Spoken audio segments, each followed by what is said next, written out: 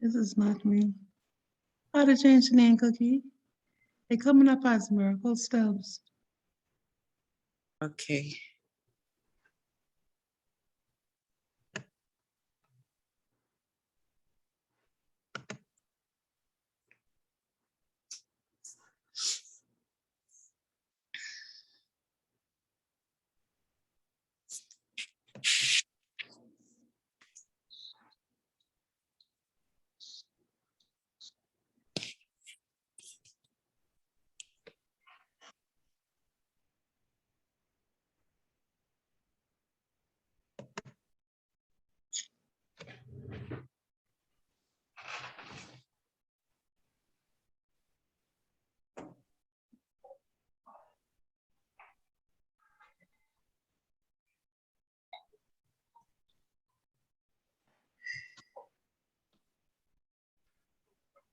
Good evening, everyone. Good evening. How are you today? I am good. Just testing if you can hear me. Okay, yes, you're clear. We can hear you. Okay, good.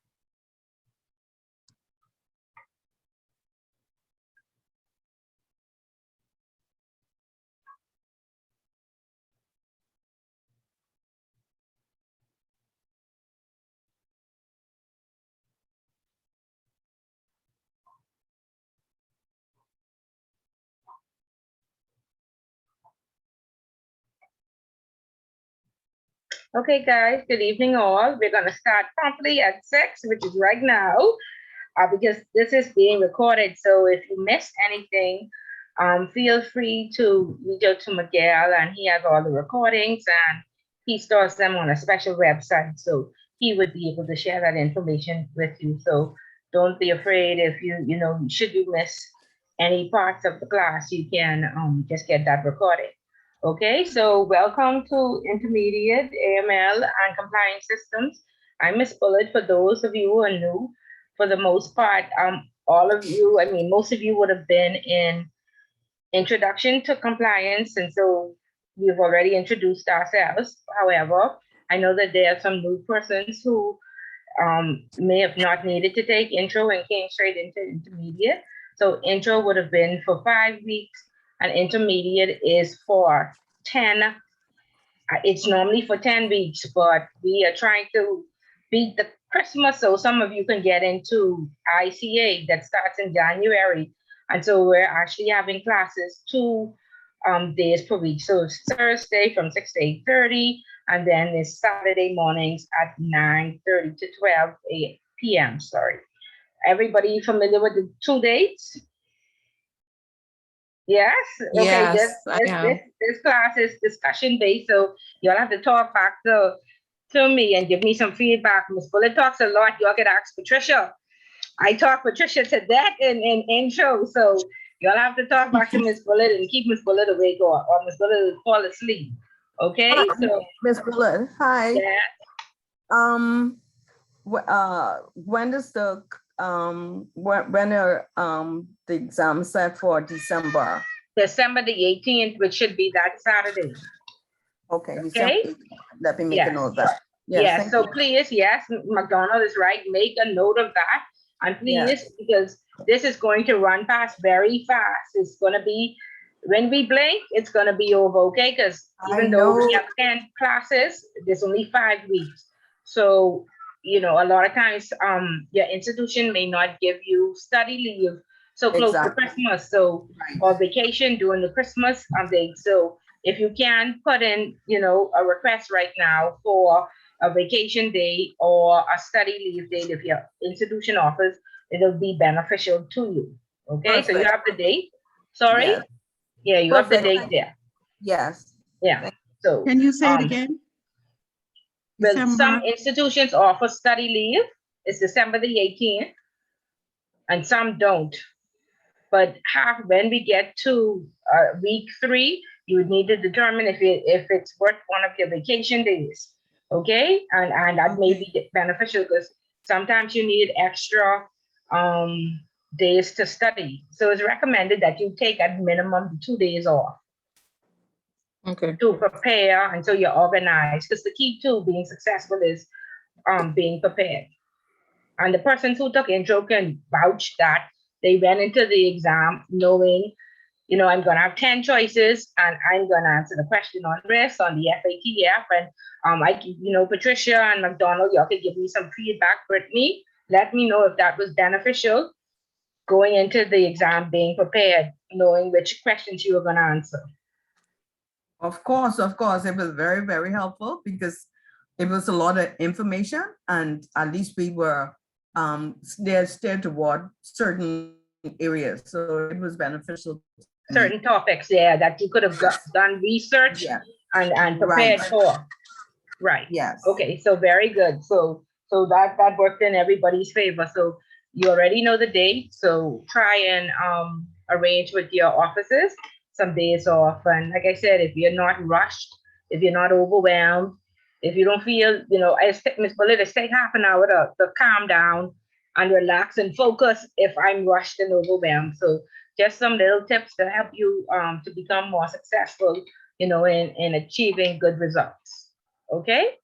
And so again, we're good with the dates and the times. It's 2 Thursdays as well as Saturday mornings, 2 times per week.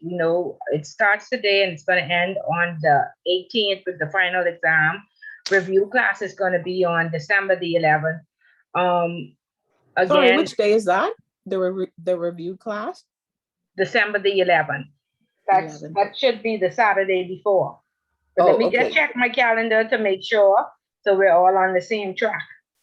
Because like I said, this is gonna go by so quickly. Yeah. Yeah, and it's a lot of information. Again, compliance, you would know this from intro, is very comprehensive, and it requires a lot of work, but it is definitely achievable. Okay, so December the 11th, I think we have about 18 persons in this class, and so what you would need to do is right after the review class, call and schedule an appointment with Ms. Dean at the office. And so you can either take your exam at 9:30 on that Saturday, the 18th, or at 12:30. Okay, just so we okay. can maintain social distancing. Okay. Okay. 9:30 or 12:30 Yes, on Okay. December the 18th. on So the 18th, right? yeah, on the after the review class, which is on the 11th, then you make a phone call to Miss Dean and she'll arrange a time for you to sit the exam. Okay.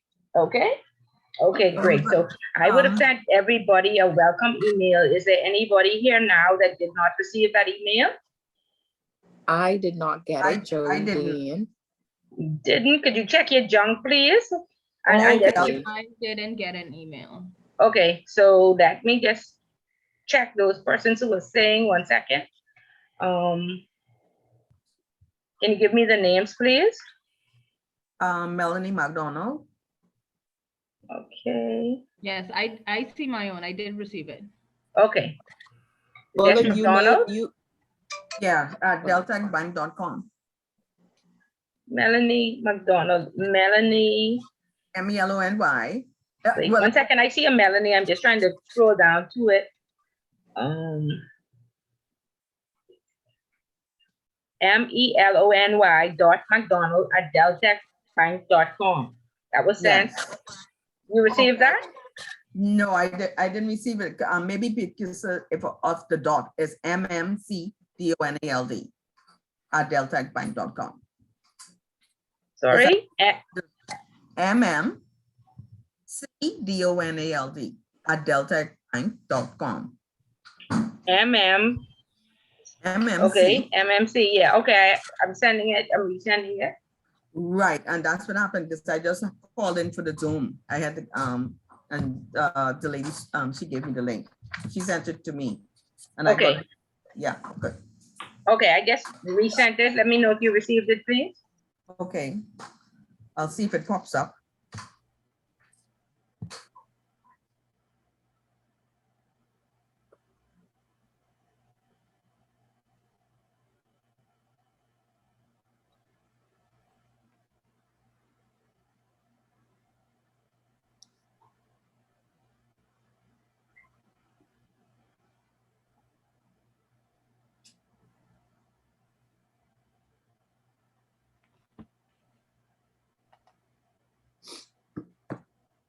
Okay, and in that email, you should have received 4 attachments. One is the instruction sheet for your homework and the overall grades. The second one is the mutual evaluation report from the Sorry, Bullet. FATF on the Bahamas. Some of sorry, you would have, Bullet. sorry, Sorry, I did not get your email. who was I? What's your name? Joey Dean? Joey Dean, you didn't get that? Okay, Joey, one No, second. I think you have 2 email addresses for me. I don't see it in either one of them. Okay, let's see. I'm looking. JOELICIADEAN@gmail.com. Just d@gmail.com. So Jolisha d@gmail.com. Okay, spell it out for me, please. JOELICIAD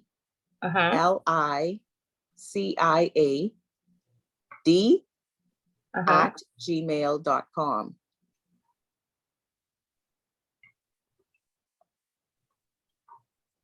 Okay, sent.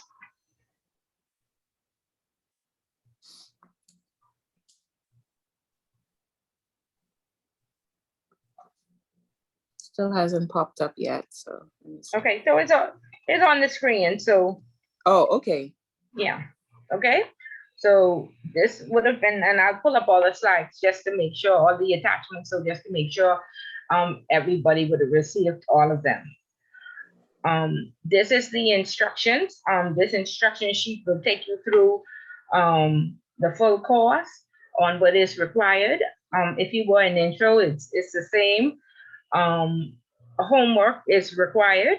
The homework is going to be 20% of your grade. Again, this homework, a lot of persons, they opt not to do the homework and they feel that I can get 100% on the final exam. If you're a scholar and you can get 100%, then fine.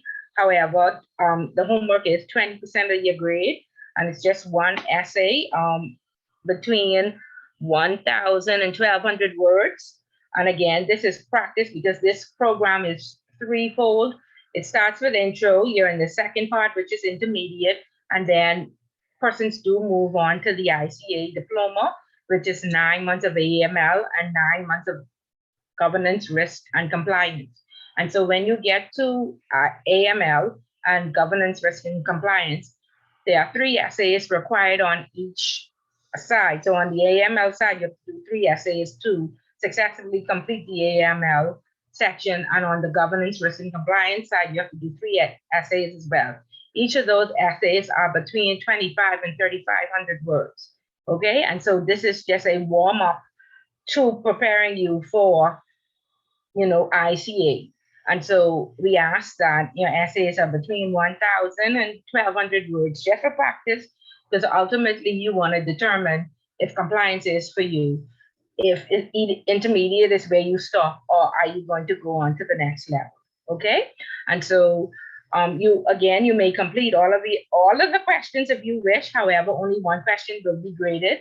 I also attach the ICA handbook.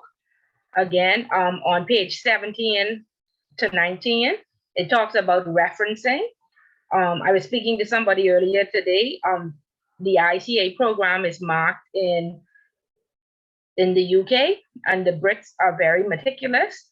They take off up to 30% off of referencing. And so we want to get you into it early. We want you to just take this handbook, read pages 17 to 19, and it talks about referencing 2.5 and citation and how they want you to reference, because there are many different types of ways to reference, but this is their way. And so it's very clear. They even have a video. You can Google the video, but you can just follow the steps, what they say in terms of referencing.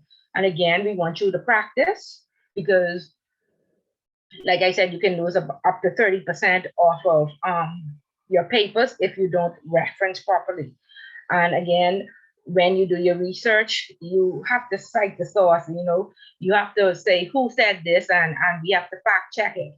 Okay, and we also want you to avoid copy and paste. A lot of times persons just find Miss Bullet won an essay on the Eggman Group. Let me find one essay on the Eggman Group and copy and paste it, and that does not prove understanding. So please read the body of work and then write, your thoughts, or, change it into your own words.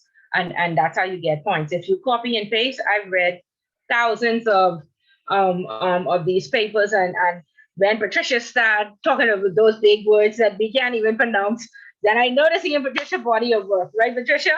And I say, Patricia, do this over, and so let's just avoid that up front. Read it. Don't copy large pieces of the law. You don't get any. Miss Bullet knows all the laws, all the poker and what have you. Please don't copy large pieces of law that try and make up the words. You don't get any points. What you get points for is comprehension and examples. If you can tie this into everyday life, that's how you get the majority of the points. Okay, and like I said, this is very achievable. It is comprehensive. It is a lot of work, but once we practice, we will get it right. Okay, and again, there are 4 questions. All of these questions are past exam questions, and so it's good to practice all of them, or at least read them to ensure that if this was to appear, and they could reappear, because I guess, we rotate the questions on the exams. They could reappear on the exam. So I always tell persons in preparation for the final exam, whatever you wrote your essay on, keep that as one of your topics. Because again, we go into the exam prepared. So if you missed the November 19th date, Don't call Miss Bullet and say, Miss Bullet, I need extra time. Just pick another date. The next date is the 26th, and then December the 3rd, and then Friday, December the 10th. And again, all the homework is due the night before, that Friday, before the Saturday class at 11:59. If you late, don't lose the 10 points. Just there's sufficient time to complete other questions. Please do not wait till question 4 and then say, oh, Miss Bullet, I don't understand and I need extra help. Okay? Miss Bullet ain't helping you all after week 4, no more help. So please, if you fallen away along the wayside or if you need some help, let me know right up front, and so I can scale back some of the information, or we can have a side chat. The first group should have already had a WhatsApp group. Somebody hopefully is maintaining that, and if the new persons are interested, please join the WhatsApp group. Please liaise with the person in class if you miss anything. That's your first point of contact. Call a buddy in the class, network with the person in the class, and find out what you missed, and ask them to study with you. And then if that's not enough help, then reach out to Ms. Bullet, okay? But this is a networking class. We must take the time to get to know everybody within the class, okay? Question 1, on the final exam, it's a little bit different from intro. There's one mandatory question worth 20 points. And then there are 15 multiple choice questions and only 4 essays. In intro, we had 7 essays. So that's a breath of relief, right? 2 less essays, right? And so, but there's a mandatory question. 99.9% of the time, the mandatory question is going to be question 1. Okay? So I would encourage persons to complete question 1 and hand that in for a grade, so you can ensure that you're on the right track or on the right track. But don't feel pressured. If you don't want to do question 1, you can pick another question, but you should practice question 1, okay? And we are going to read, hopefully if we have sufficient time today, we are going to read one of the cases at the back of the book on question 1. So question 1 talks about, financial analysis has been conducted by a recognized group mapping out identified risks in regions across the world. So there's a group called the Egmont Group, and the Egmont Group is a group of FIUs around the world, so financial intelligence units. And of course, all of us by now should be familiar with the financial intelligence unit in the Bahamas. We know that's where we submit suspicious transaction reports. And so these FIUs around the world have gotten together and they've shared information, to pick up trends and to catch these criminals, and they work together. And so at the back of the book, under case 1, let's all turn to case 1.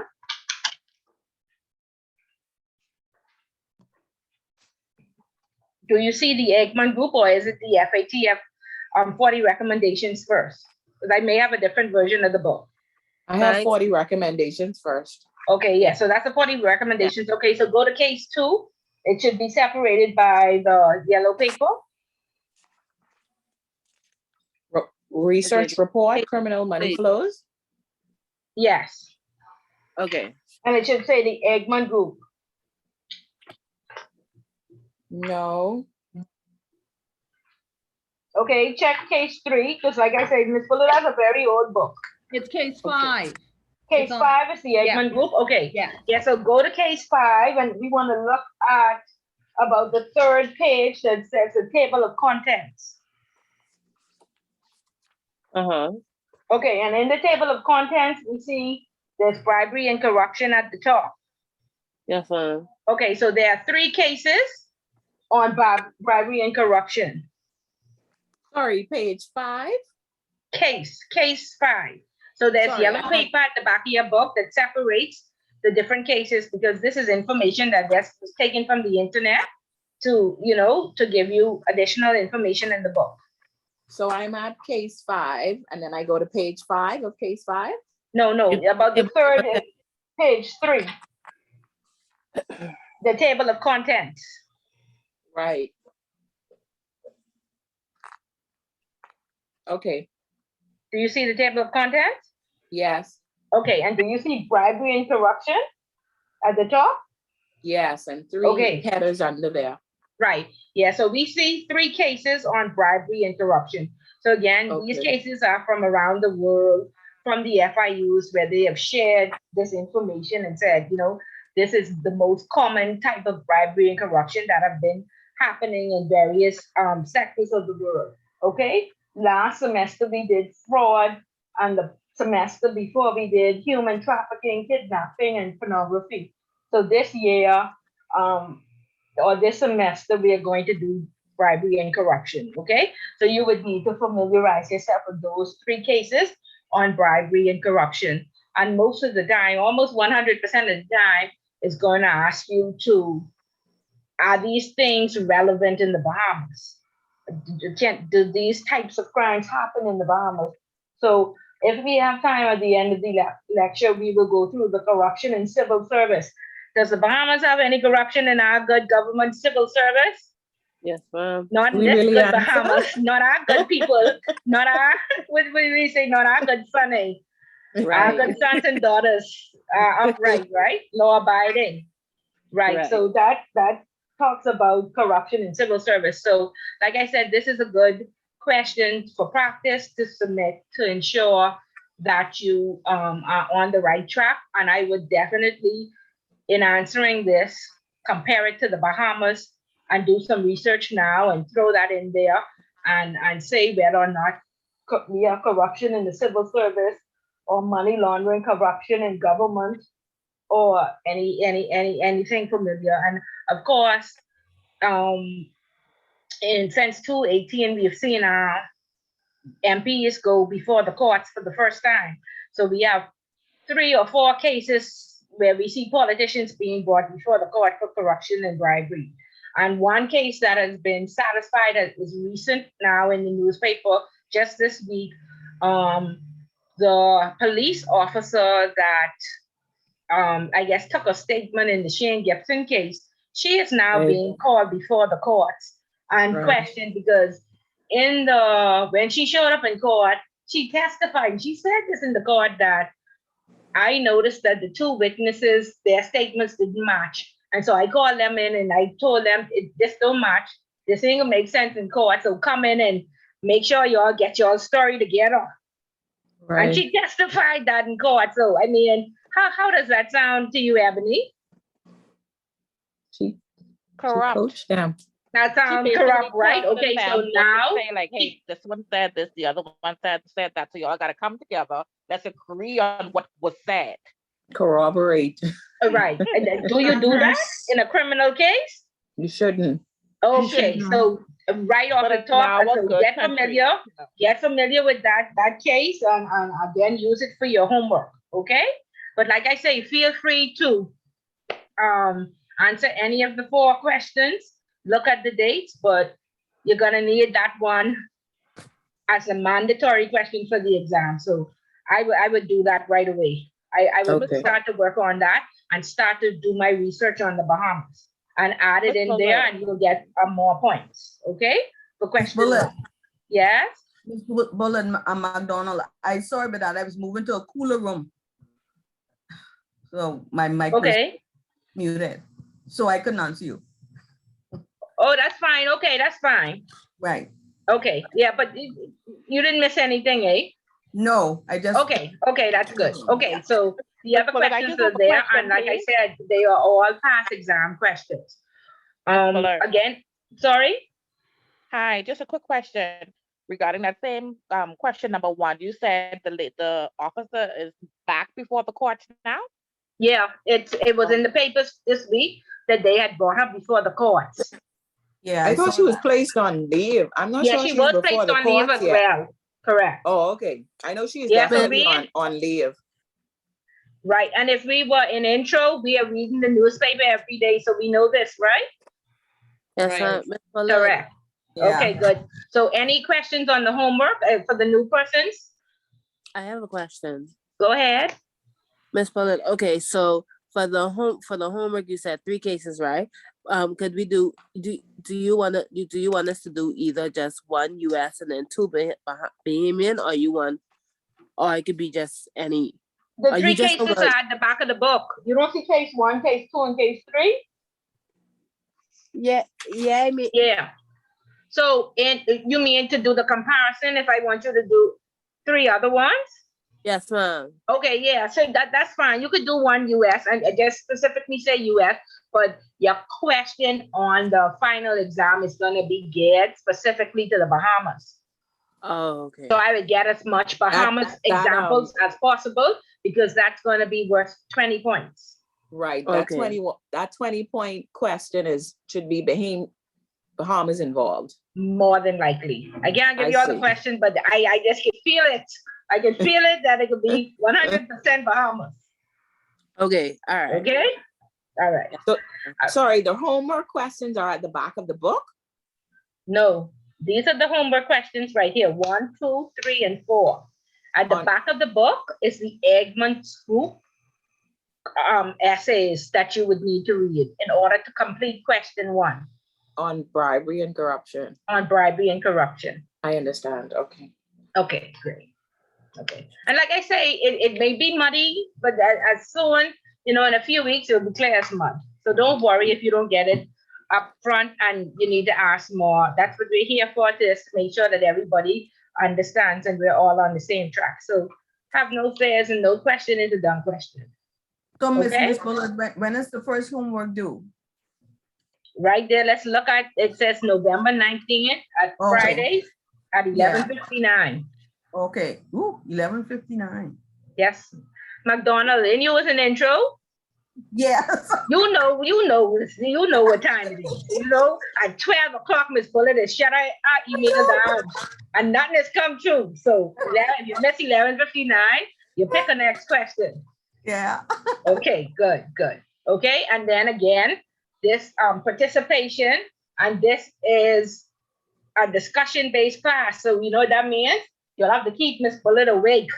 Okay, and you'll have to talk back to me. So it is hoped that you would read the chapter and come in and ask questions, and we have a discussion based on what you read in the newspaper and what is happening in the Bahamas, and if you work in offshore, what's happening in the world. Okay, so read the newspaper as compliance professionals. Every morning, my CEO comes down and we have a discussion on what is in the newspaper. Okay, and if I don't know, he's be upset. I'd be like, oh, I didn't read that article. It's like, okay, should I come back in 30 minutes? Like he giving me 30 minutes to read his article so I could just talk to him. Okay, and so again, in the corporate world, these are the type of conversations we having. No more what we eat for dinner, what we go wear to the fish fry, what color her shoes and her dress, and it didn't match. No more of that. But what's happening in the world, how we can contribute, how we can make a difference as a future leader in the Bahamas. Okay? And so 5% for talking back to Ms. Bullet in class, and persons have not gotten their 5% and failed. Okay? And they call and report Ms. Bullet. I told the people in intro about that, right? I be saying, Ebony, what's the answer? Ebony didn't respond. Then Ebony report Ms. Bullet, then Ms. Bullet didn't give her the 10%, she failed the class. Right, Ebony? Yes, ma'am. Okay, so you have to speak back to me when Ms. Bullet calls you 5 times. You have to respond, or there's no points. And these points matter. You can go into the final exam with 30%, and you could sit comfortably there and only need another 40%. Or you could decide that I'm very smart. I could get 100%. I don't need to talk to Ms. Bullet, and I can pass. So it's really up to you. So there's no pressure at all. Okay.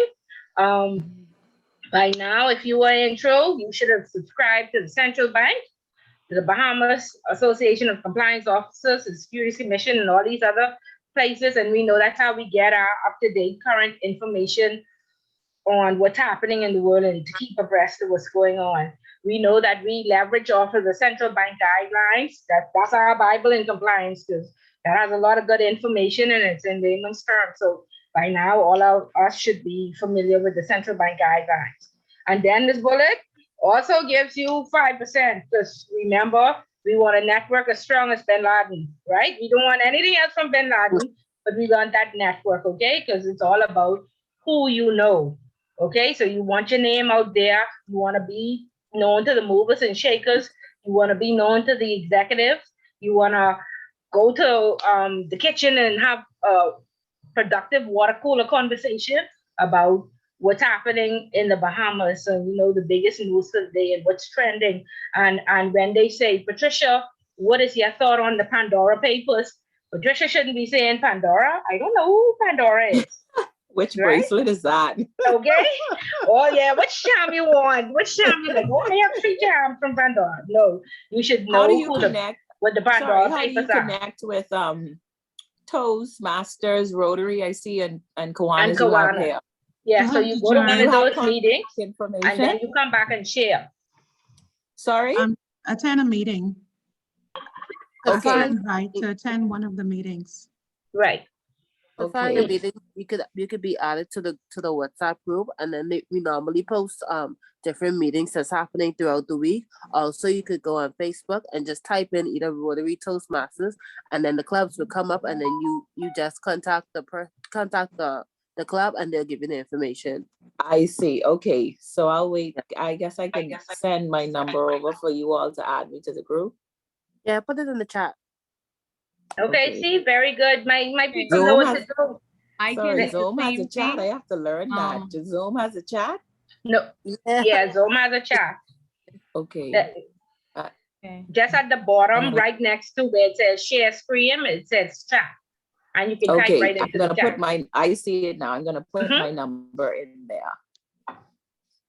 I will also put my number in there. I am a member of Kiwanis of New Providence, so I can also post our meeting dates in there and the Zoom links for that. Great. Okay, Okay. excellent, Scott, excellent, and thank you for inviting all of us.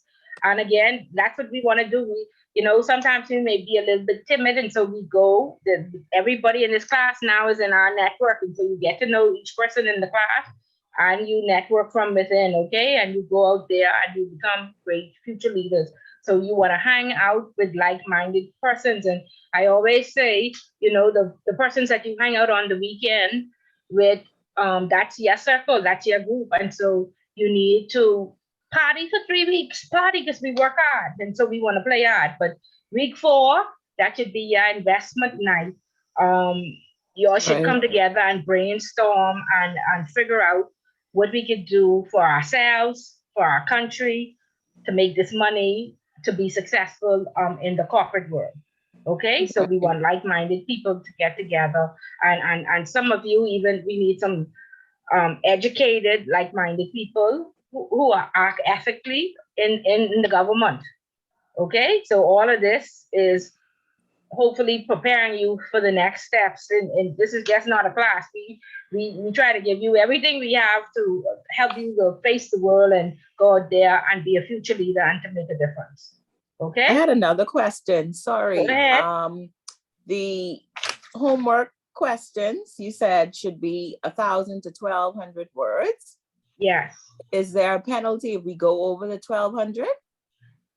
No, but you don't get no extra points because Miss Bullet have 13 homeworks to mark and then to cross mark. And so I could be like, what's wrong with Joey? What's she talking about? So no Okay, I penalty, just gotta Joey, but ask. Okay. you should be able to cover it in 1,000 or less. Okay. Okay. All right. And then No again, you problem. want to practice for the final exam. And so you have to handwrite this. So I it's only understand. one So you page in should the final average exam, a page and a half. Sorry, you should average how much time per question? Well, for the 20 written minutes question. in the final. And Sorry? we'll talk about that more when we get to review. Oh, okay. Yeah, but Joey, no points for fluff now. And I had to Google fluff for the last class. I need to Google that for you right now. No, you I know know what what fluff is. No, I know what fluff is. Oh, okay. Because it's like Miss Bullet, you always talking about fluff. What is fluff? I had to Google No, I the understand. definition. You just want the relevant points. Yes, I it got used to you. be fluffy. So yeah. Mhm. Yeah, Okay. no Nothing pretty. points for fluff. Nothing No pretty. point. Okay. Okay. And back to following these social medias and you should know who your regulator is, and you should definitely be following your regulator. The Securities Commission has a fintech hub. By now, everybody in the intro should know what the fintech hub is and what it does. So for you, if you're not familiar, get familiar because Miss Bullet is gonna put in a surprise question on the FinTech Hub and what is FinTech and How RegTech. do you spell that, Ms. Bullard? Was it the correct? Financial tech. Yeah, the financial technology hub. Okay, all of everything online with cryptocurrency and crowdfunding and Bitcoin and the sand dollar. You better know what the sand dollar is by the end of this class if you don't know. So that's your surprise bonus questions. Okay, Okay. so So there's a hub online that I can check this out? the Securities Commission, Okay. right, is the regulator for the securities industry. You go right into their search bar. So Google Securities Commission Bahamas. In their search bar, you put FinTech Hub and you'll see all the information. So it talks about the Bahamas digital currency that is not cryptocurrency, which is the sand dollar. Then it talks about crowdfunding, the GoFundMe is for America and Canada. And so we have our own platform now. It's administered by Alive. So it irons out the laws surrounding crowdfunding in the Bahamas. Then it talks about cryptocurrency. There's a guy, what is his name? Adam, I can't remember the last name, but he has $22.5 billion. He just established his first cryptocurrency business in the Bahamas. And so the Securities Commission has the DARE bill. So be familiar with the DARE bill.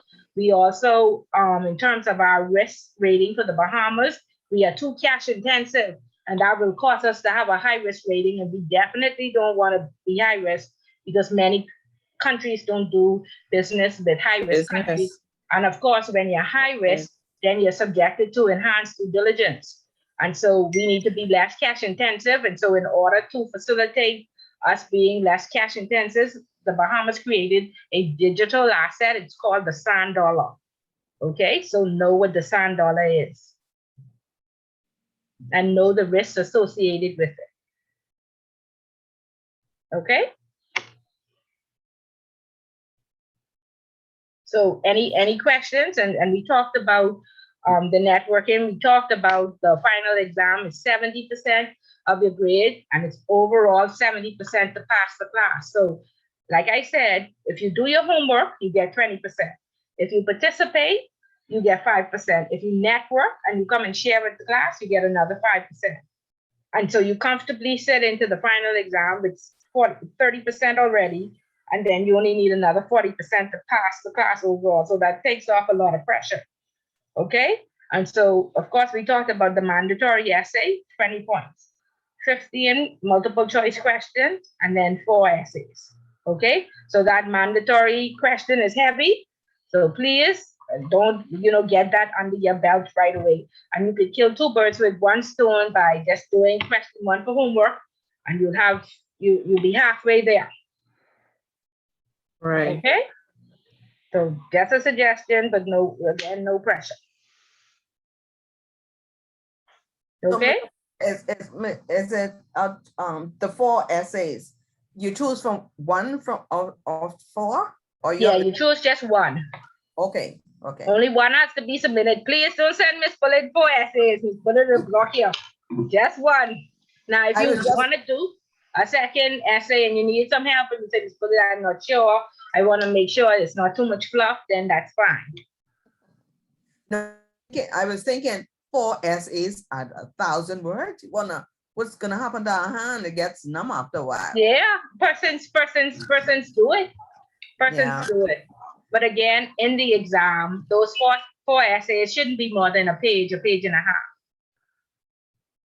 Okay, and the thing with compliance, like I said, it's very comprehensive. You have to know what are the pertinent points, and you have to be able to scale back these 1,000 words and give, relevant points. Okay, avoid copy and paste. Avoid duplication of what somebody else wrote. Avoid copying the law. And again, this class, I test comprehension. Remember what from grade 1 to 6, we had comprehension class and then they stop.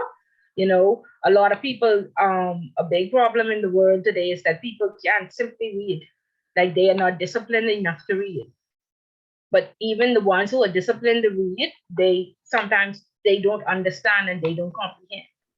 Okay, so you have to be disciplined enough to read, comprehend, put it back into your own words. Okay, and so that's what we're testing, comprehension. Do you understand what Ms. Bullitt said? And how is it applicable to everyday life or to the Bahamas? What are the examples? And then you get full points. So follow the technique, and it is easy. It is a lot of work. I'm not going to say, oh, it's a lot of work, but it's achievable. Very comprehensive, but again, if you discipline yourself, you'll be okay. If you commit 2 hours per week to it, you'll be fine. Okay? Any questions? Okay, no questions.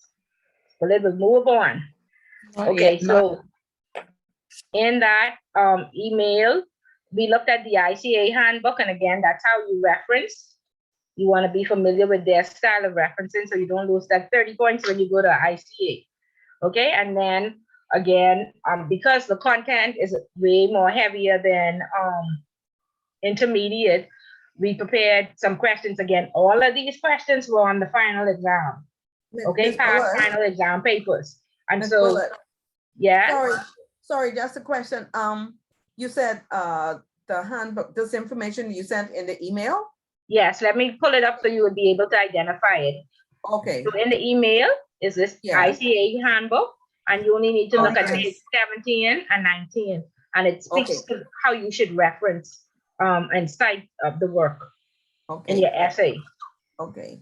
right? Because you can't really say Shane Gibson going to jail or Right. Shane Gibson was charged. You have to say, according to the Nassau Guardian, Shane Gibson was charged with allegedly whatever he was charged with, right? Okay, so you have the reference to Nassau Guardian where you got the source from.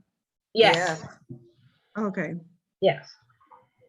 Okay. And like I said, if you're gonna go to ICA, it is helpful to take English 119 as a refresher, and that will teach you all the different types of APA and AML and all these different types of writing and citations and stuff like that. Ms. Bullitt just could tell you, right, the introduction, the body, and what have you. Everything else you have to get from English.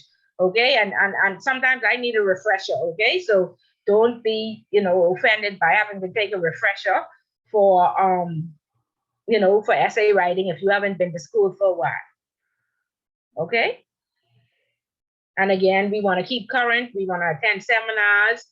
There are industry briefings. When you start to follow the regulator's website, you will see various industry briefings from the Attorney General office. Those ones are normally free. BACO just had MLRO Day. That was on October the 14th. The official MLRO Day is on October the 29th. And normally the regulator will, send out some information, but I didn't see anything come out this year.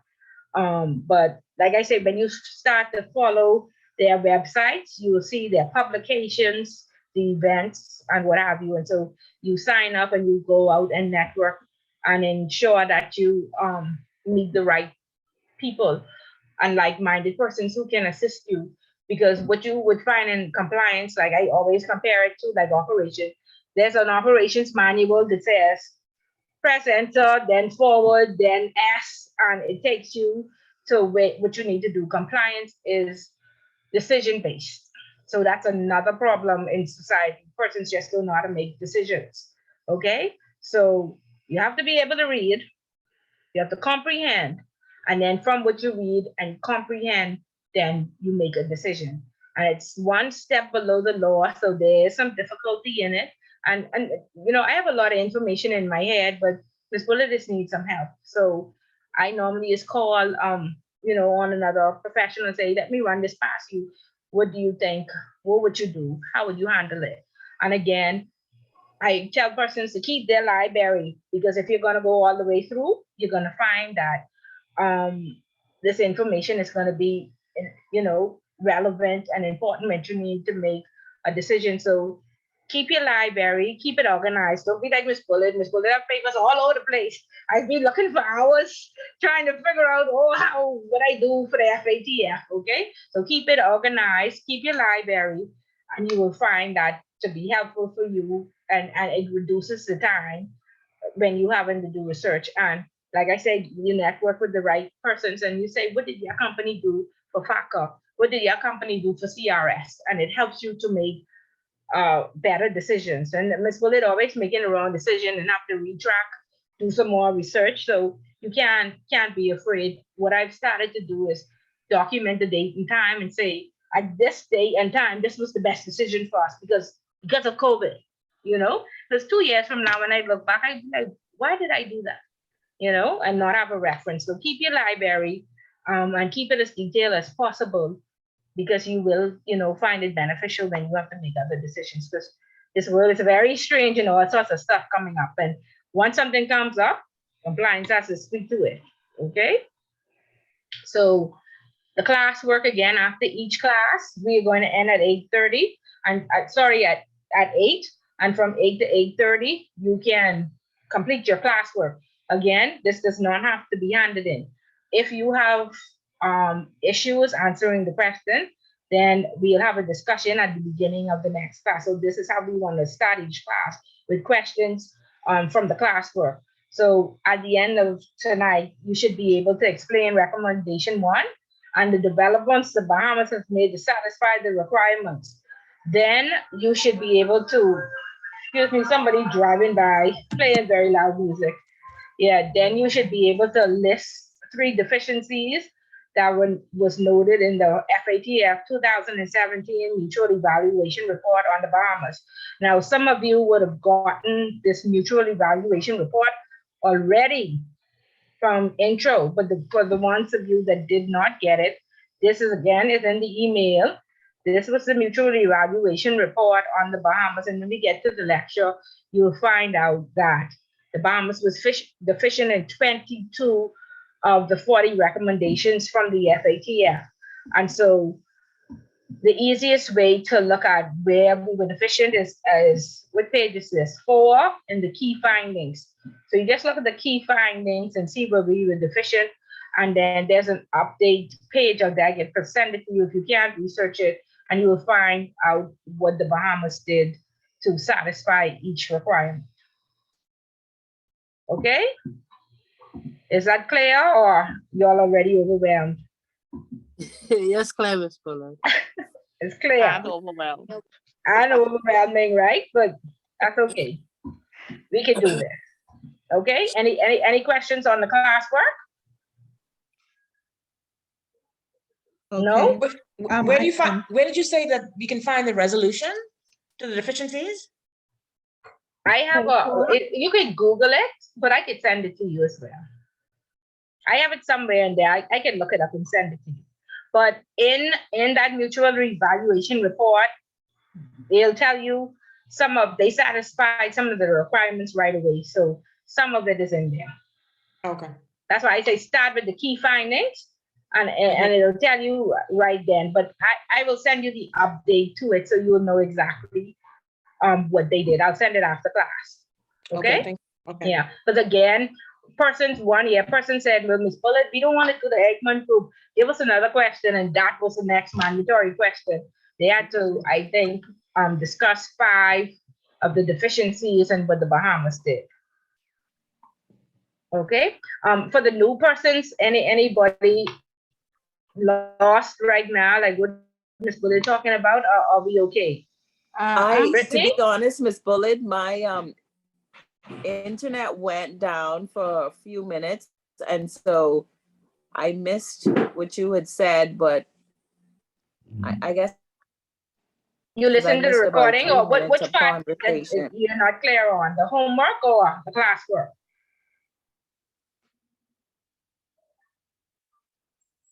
Hello? Can't even recall what I missed. Hello, can you hear me? I can hear you now. No, McDonald, you muted now, so I can't hear you. That wasn't me, Miss Bullard. Oh, okay. That was somebody. Sounds like her connection is bad.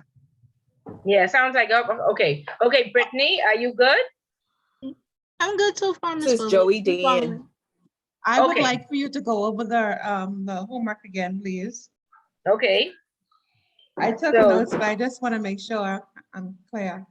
Okay, so which part? You have to choose one essay. Yeah, no, I got on that side. It's this part that, that you said, list the 3 deficiencies on FAFT report. Oh, that's the classwork. Okay, Uh-huh. okay, so at the end of this class, this is chapter 1 that we're gonna cover. We ain't start yet, Oh, right? Chapter 1 is gonna ask us to explain recommendation 1 and the developments the Bahamas made to satisfy recommendation 1, right? And so we could Yes. Google that. We could put developments, and we may get some information. This is the mutual evaluation report, and it has all 40 recommendations listed, right? And so there are specifics. You could go on recommendation 1, number 83, but you should learn some of it from the class. Okay, so page 83, because you would get, this is 157 pages. Don't get caught up reading it, you'll be overwhelmed. Okay, Okay. but right on page 4 is the key findings. So it says the Bahamas is still completing its money laundering, terrorist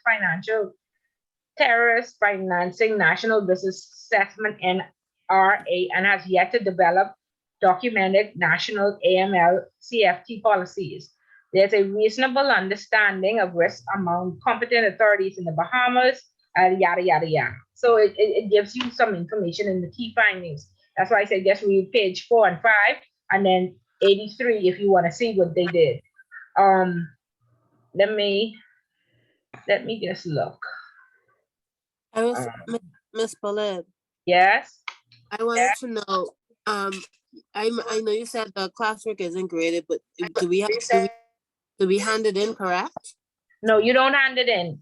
If Oh. you don't do it, then you will have a problem, right? Okay. So I do ask some information or some questions on the classwork at the beginning of each class. But if you don't hand it in when you get to the exam, you will be lost.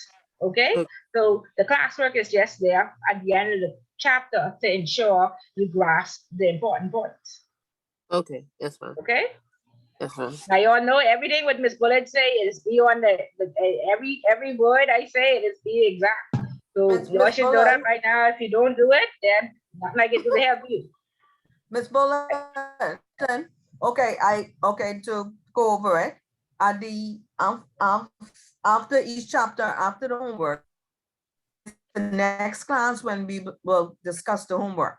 Is that Yeah, what you're if you saying? have any issues, if you were not certain on how to answer the homework. Okay, Yeah, okay, okay. Okay. Again, the homework is just there for, the classwork is there for practice for you. You know, Okay. to ensure that Miss Bullet talk a lot, I fall asleep halfway through, then she's go south. Did I catch what I needed to catch out of this class? You know what I mean? So that's what the classwork all about. Right? Okay. Okay, so this document here, and you could Google this and this should come up. In the House of Assembly, I think before the government had changed, Chester Cooper had said, you know, we had gotten blacklisted because who was it? The FATF was supposed to come in and help us with the FIU. They weren't able to come in and help us because of the pandemic. Whilst they were coming in to help us with the FIU, they were also supposed to check that our tax laws had been updated, because they were updated, but only to cover Bahamian tax and not international tax. And so the EU blacklisted us. And so Chester Cooper had said other countries around the world were able to get off the blacklist because they had a teleconference. And so they wrote this in response to what Chester Cooper had said, say we did request the teleconference, however, they have not responded, and these are updates. So as you go through, you would see completion and approval of the National Risk Assessment 217. In this document, you will also see, so what I do, and you know, I just do a search and I pull up risk. So 41 times they mention risk, right? And so completion and approval of national identified framework strategy in 218. So it tells you everything what they did for risk. You all see the risk highlighted, right? Yeah. Okay, and so then just it'll be a lot of reading and you'll fall over, you'll fall asleep halfway through. So stay awake and just, do a search, and it'll tell you that in March of 2021, they were gonna complete the risk assessment, but I haven't seen it. They didn't say that they submitted it, so not a government change. So I really don't know what they do. Of course, we learned in intro that the last risk assessment was completed in 250 and 216. They have been working on it. It's very extensive, or the entire financial services sector has to be involved. The Securities Commission, the Insurance Commission, the Compliance Commission, and the Compliance Commission is newly regulating accountants, law firms, and real estate. So they just getting out there to ask them these risk assessment questions. And we'll cover one of the surveys that the regulator sent in, to help provide information for the assessment for the country as a whole. And so, yeah, that's where they are. So all of those, everybody in the financial services sector, all of the regulators get together. They go out to their licensees.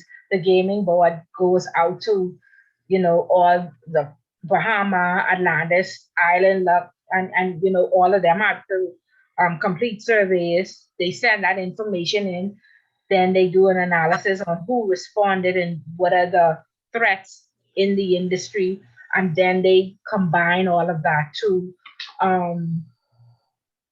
make an overall country risk assessment. And we are rated medium high now. And of course, we don't want to be high because we'll be subjected to enhanced due diligence. And so in this agreement, y'all need me to send this, or y'all can research this. Y'all see how it look, right? It tells you. If you could send it, I'd Can you appreciate send it to me, Yeah, you please? can send it, that's good. Yes, Yes, please send it. please. Was this assessment for Research. everyone? I have to give y'all a research question. Y'all like Miss Bullets and everything. I want y'all to research. But let me do this now then. So y'all know what to do. Let me help y'all out since it's the first class. After that, Thank you. no more. Thank Thank you you. very much. You're welcome. 1 second, just Hi. let me make sure y'all get it. Let me make sure. Okay, let's see.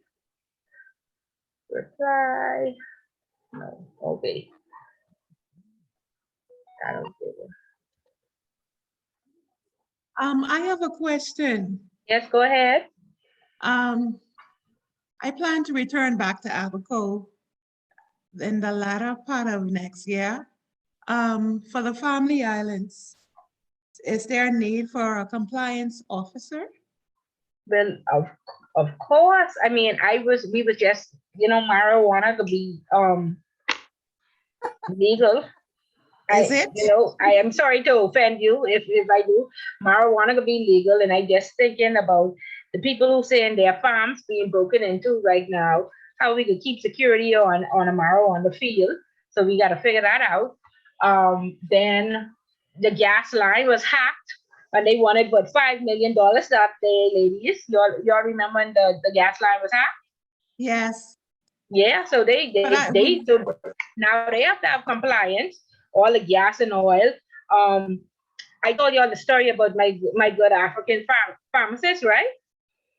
No, In intro. Yeah, so you said about how pharmaceutical was in your last class.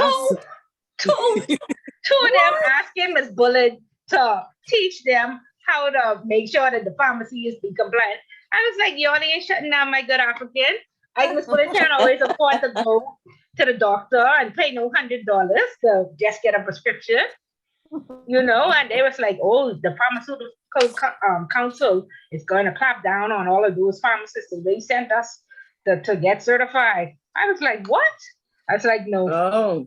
Yes, so that's coming. So yeah, and different parts of agriculture, and I see the Ministry of Finance is looking for some compliance professionals, and the Attorney General Office just established an entire compliance department.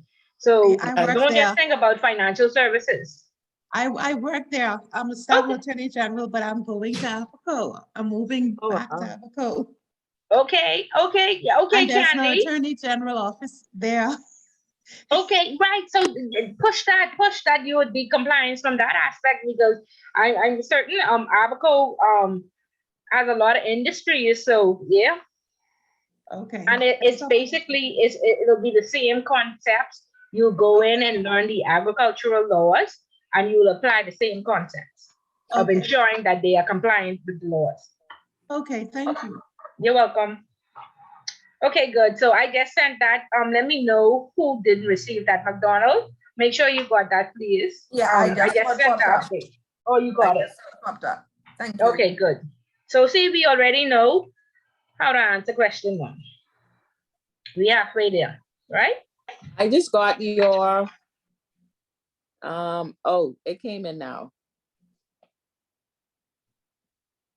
Update on the Bahamas AML. Yes, thank you.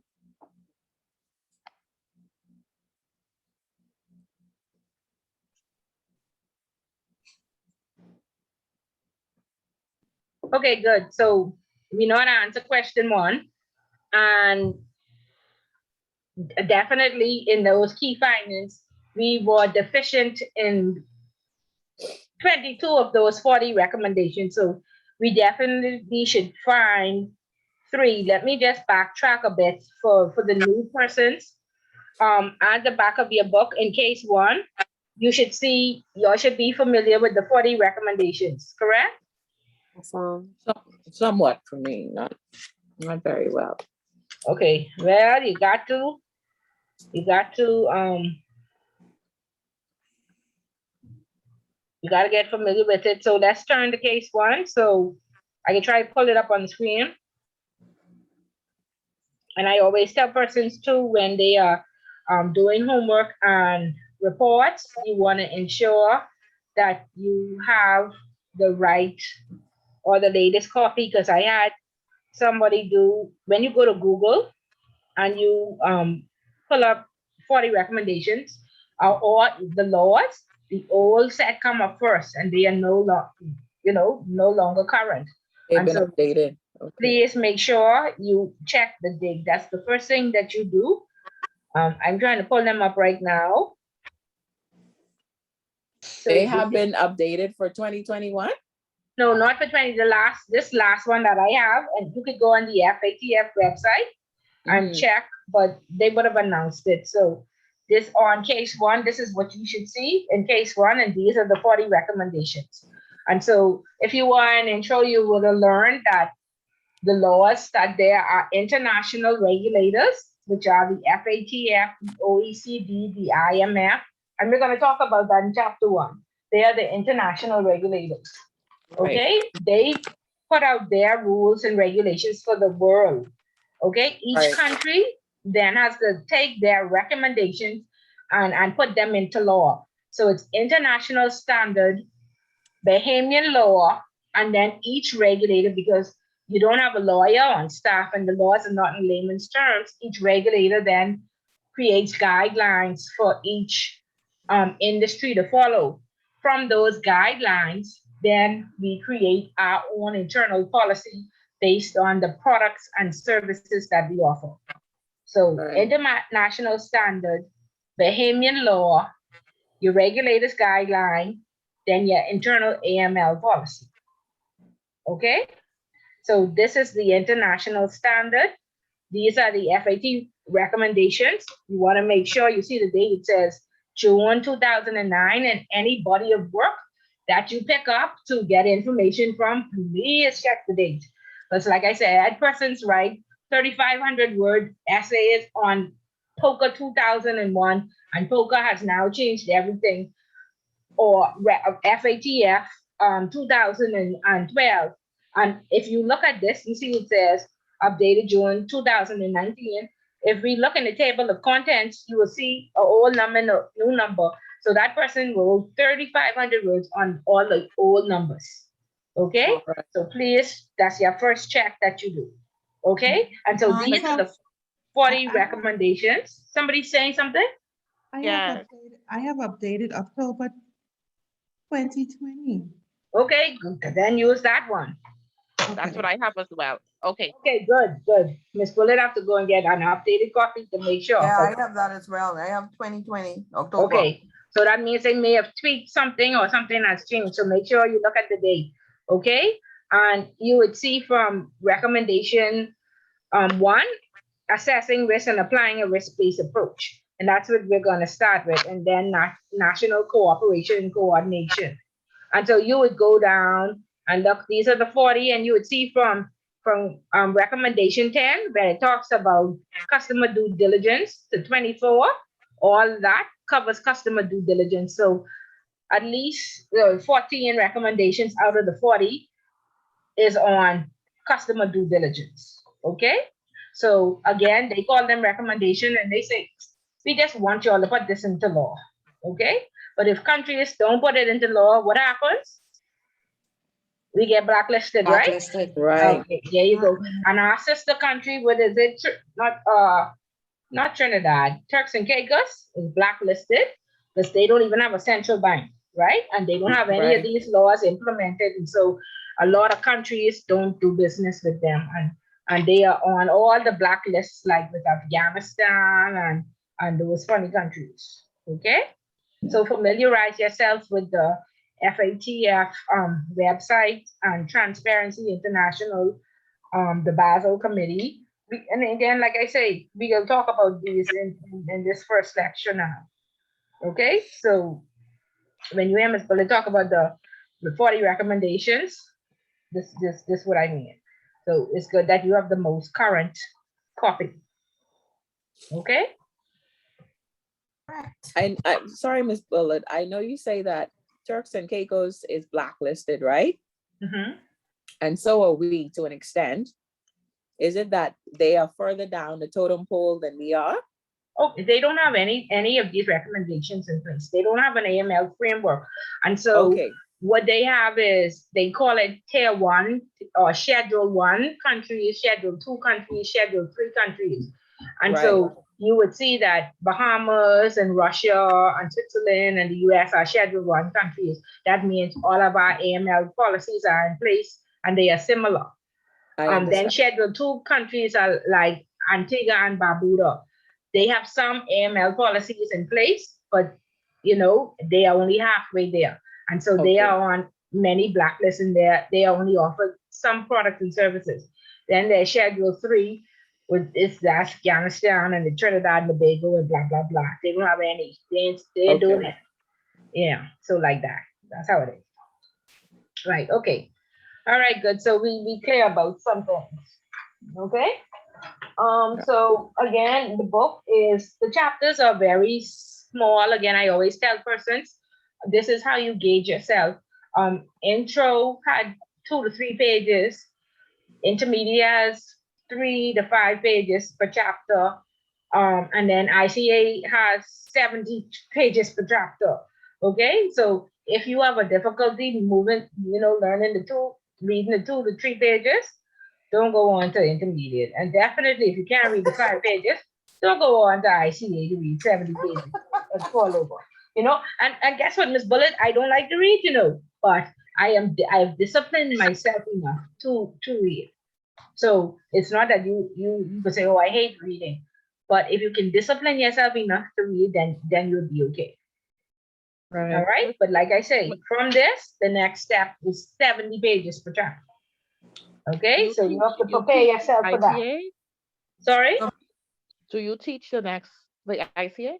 Yeah, it's about 6 of us, so we rotate the different sections. So it's 9 months. So I teach for 5 weeks, somebody else teaches for 5 weeks, and like that. Okay, thank you. Yeah. Will it be fully online? Yeah, it'll be fully online. Okay. But your papers are graded in the UK. It's not graded here. Yeah, that's gonna be tough. Yeah, Yeah, but it's okay, achievable. That sounds Let's scary. do it so y'all can do it. Y'all can do it. I was once a student right here sitting in the CUA saying, what is this person talking about? And here I am now teaching. So it's definitely achievable. Shante saying, yikes. Why yikes, Shante? We can do this, man. Bahamians are very smart. We just underestimate ourselves. Yeah, we adopt their grading system. So you imagine their grading Yeah. system. Yeah, so it's achievable. It's achievable. Okay, so now again, like I said, at the back of the book, your book should be separated by colored paper, various cases that you could read, just to get some examples. So, and different bodies of work that we'll probably go through during the class.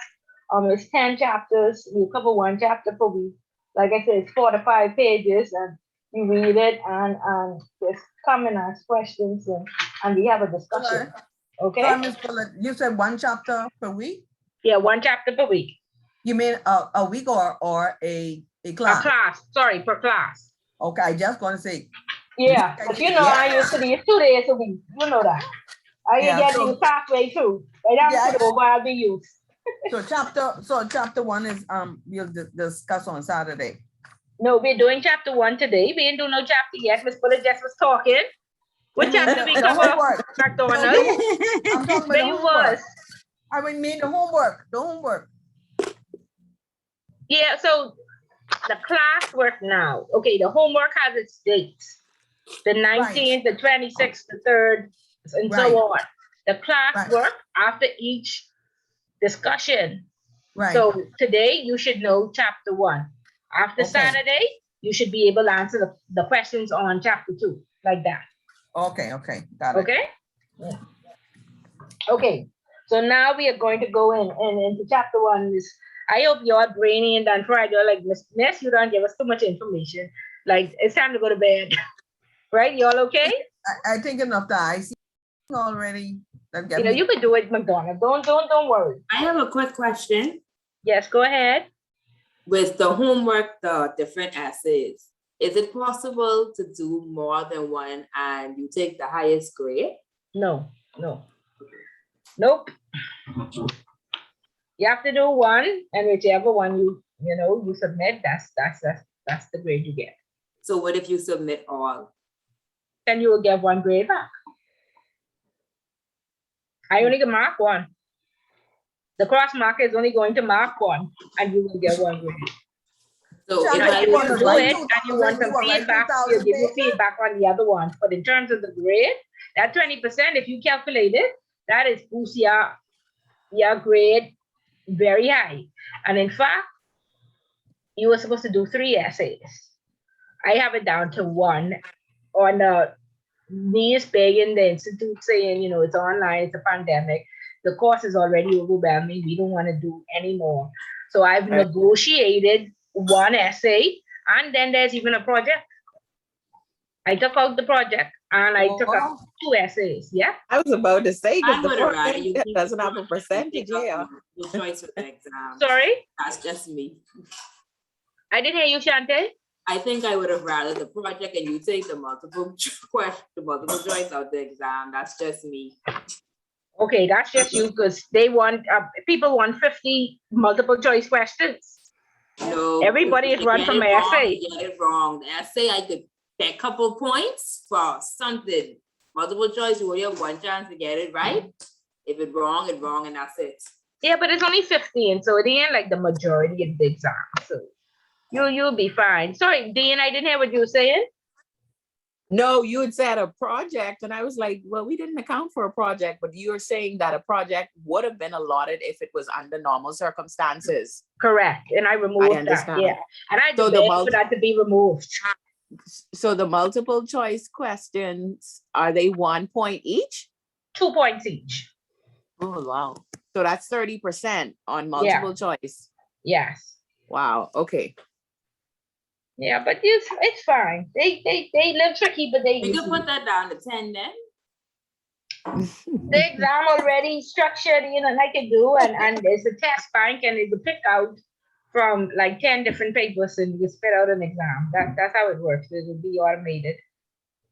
Right, Yeah, okay. but don't worry. It's like I say, if you pay attention, if you come to class or you listen to the recordings and you participate, 90% of the persons are successful.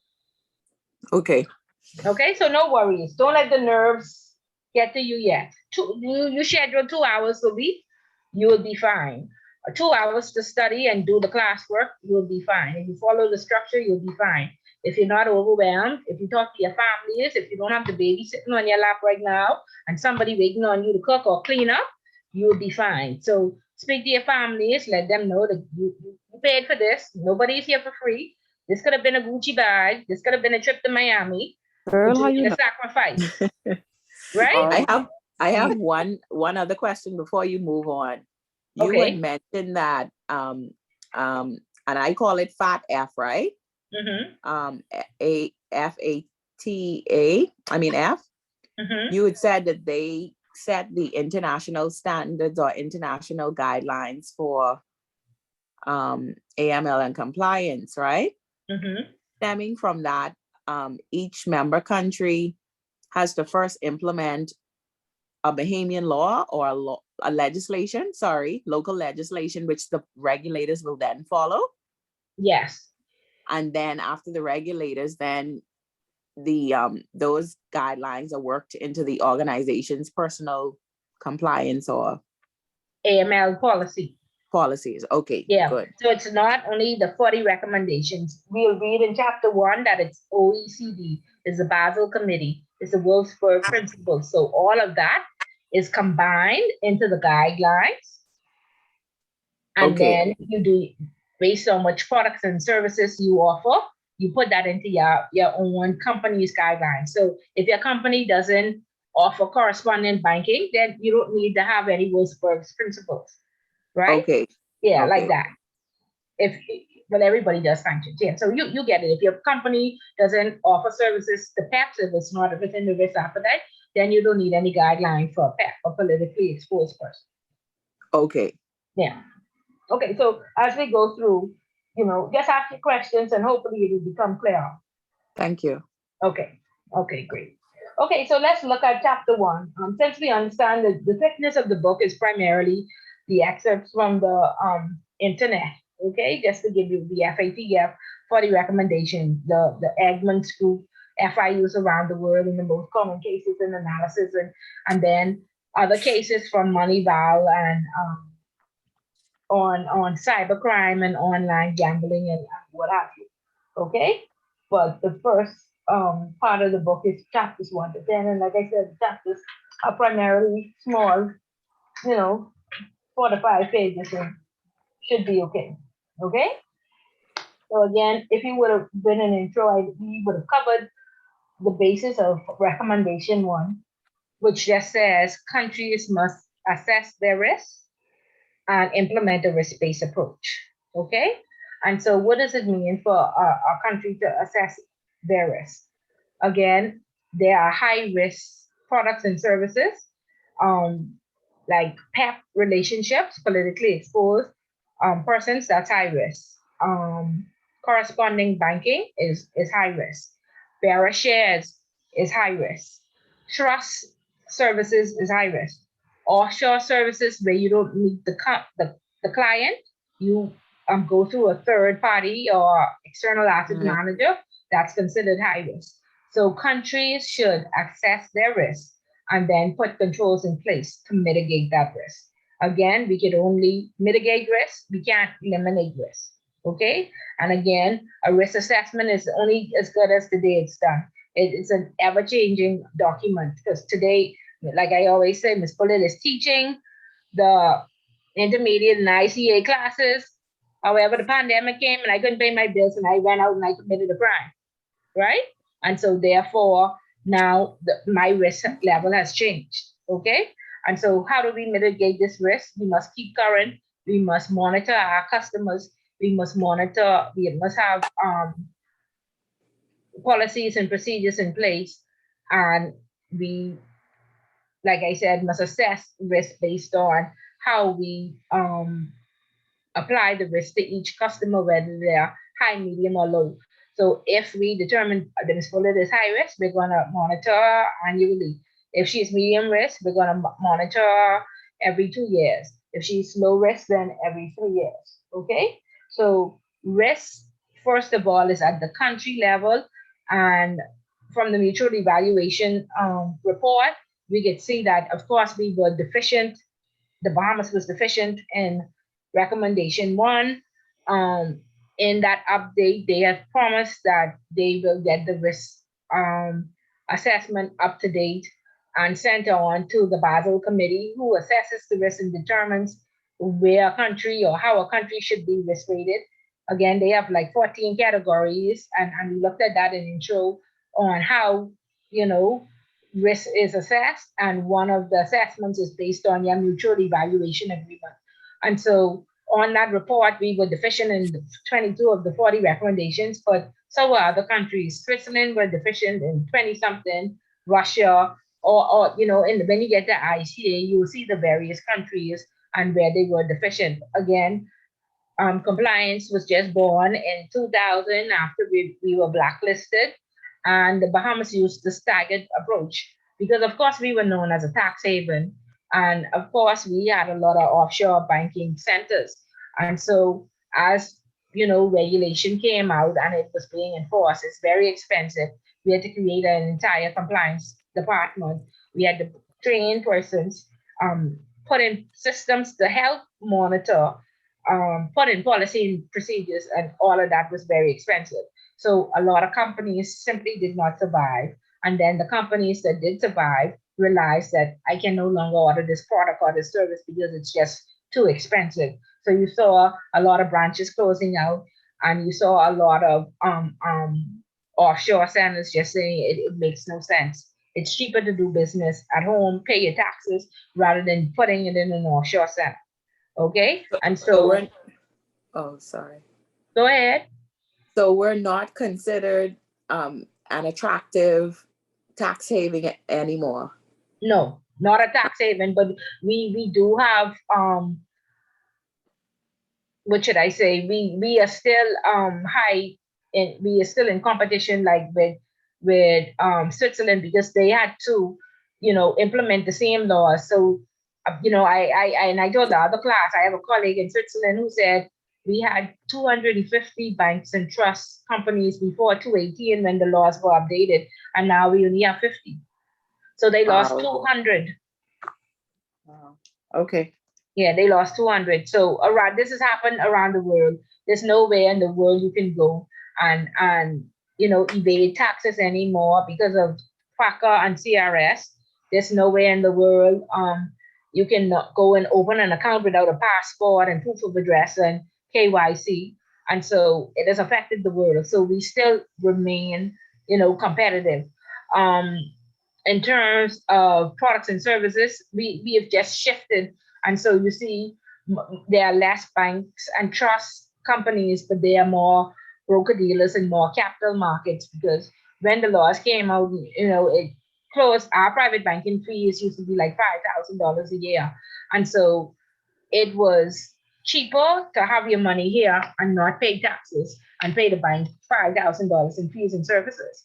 However, with CRS and FACA, now you pay that 30% no matter where your money is in the world. And so what makes us more attractive, it made us less attractive on the banking and private banking side. However, like I say, on the capital markets side, more broker dealers popped up, and more, you know, persons investing online.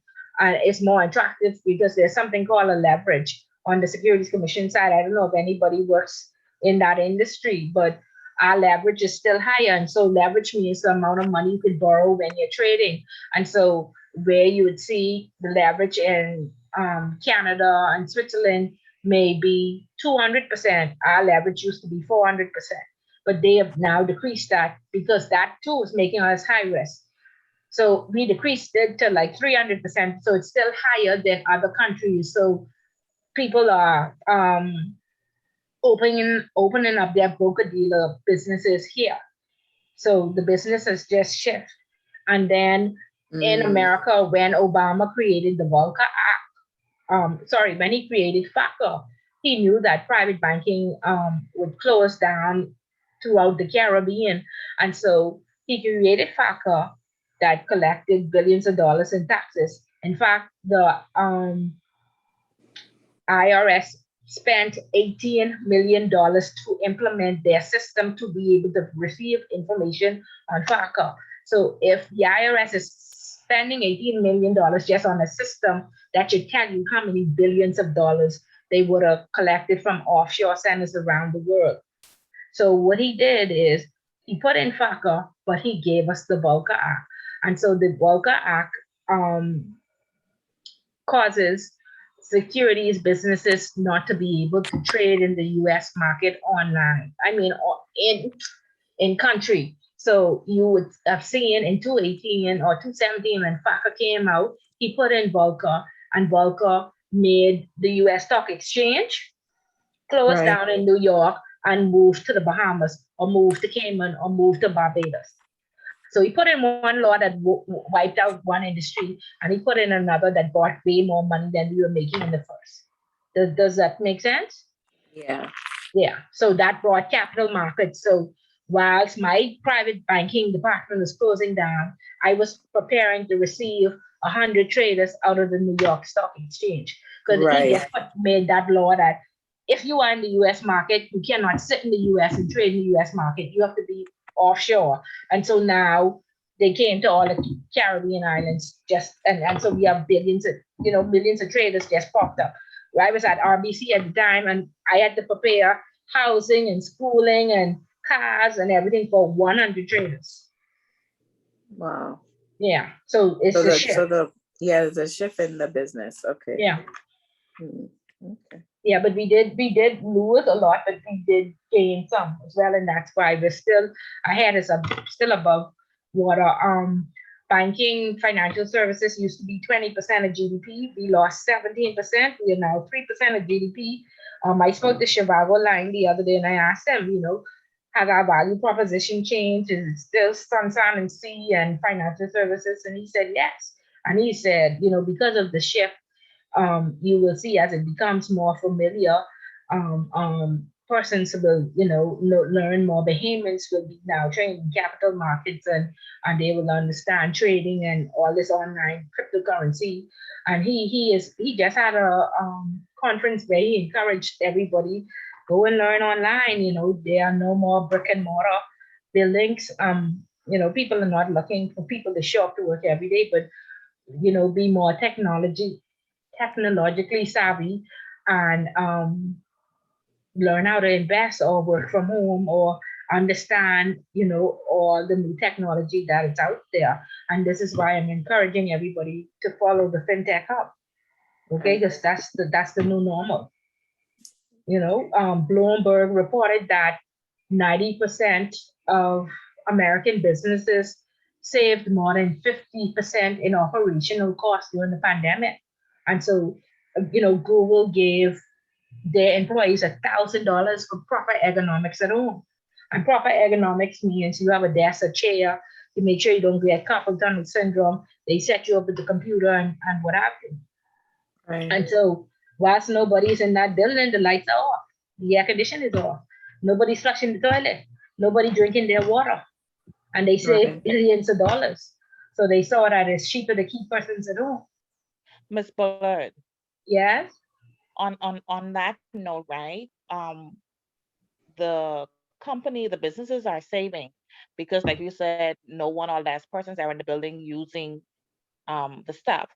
But yet you have some companies who are asking or letting their staff work from home. Then the staff have to use their own computer, their own cell phone. They have to do for themselves, which confuses me because I feel that should be the employer's responsibility to provide me with the tools that I need.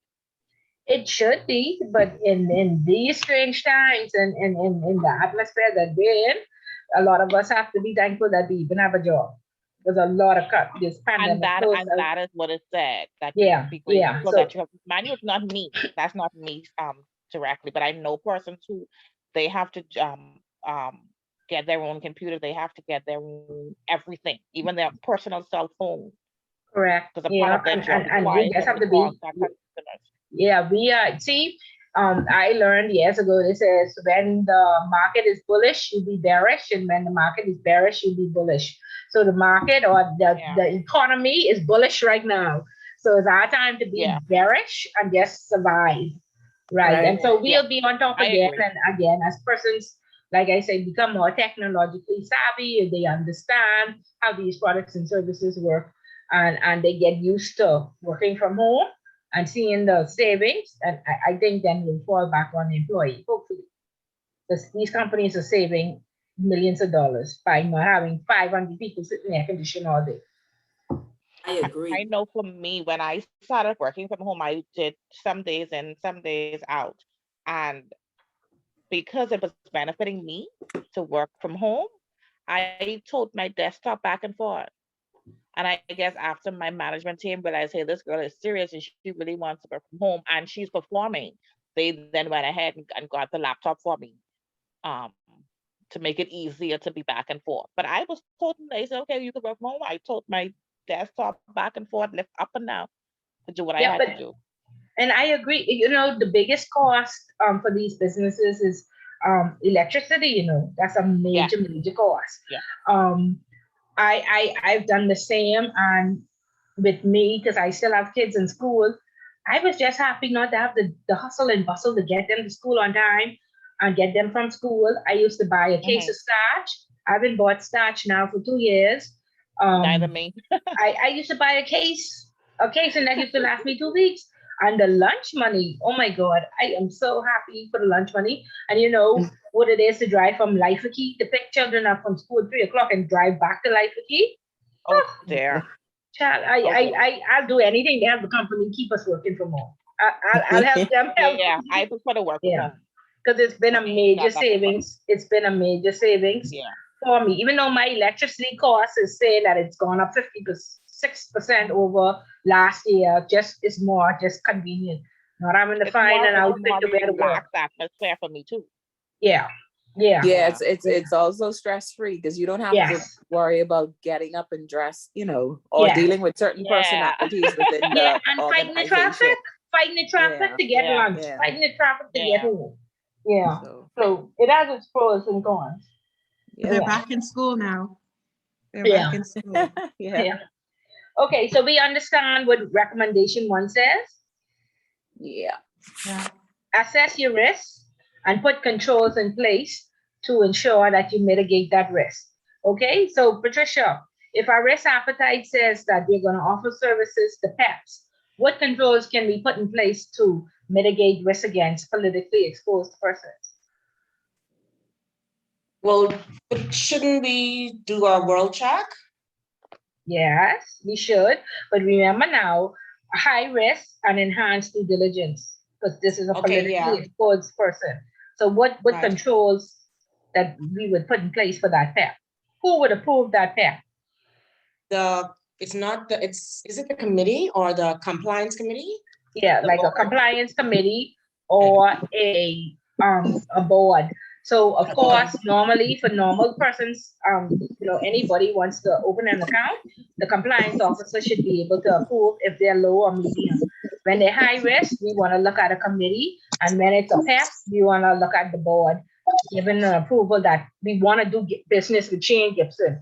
We want to do business with Behen Yahoo, or what's the Russian guy? Yeah, we want to do business with him. So you're saying if Shane Gibson wanted to open a bank account at ABC Bank, then the board of that bank should assess him? Yes. I see. Yeah, so that's a control that we have in place, because we don't want, okay, let's say Miss Bullitt is a PLP, and I'm certain Shane has accounts all over the Bahamas, right? At Bahamian banks. So when our policy, and this is what we have to be so careful for, with our policy, and most of us don't know this, says that if is alleged that you have committed a crime, and there are 21 crimes under money laundering, bribery and corruption fall under money laundering, then we will de-risk you and close out your account. Only for an allegation. Sorry?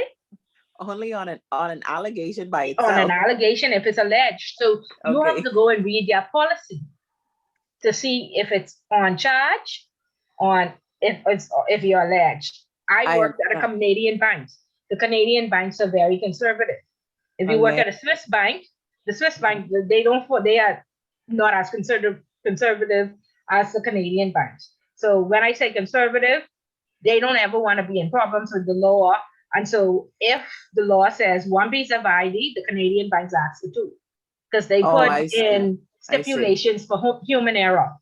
So You the know? Swiss are a bit relaxed. Oh, way more relaxed. They say one piece of ID. Why do we need ID at all?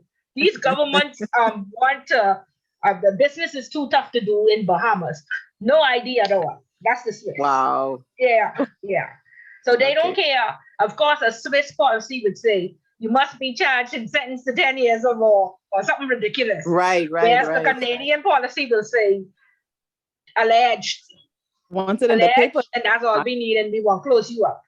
Right? So it just Yeah. depends on who you bank with. And so, again, what control do you have in place? Shane Gibson is charged.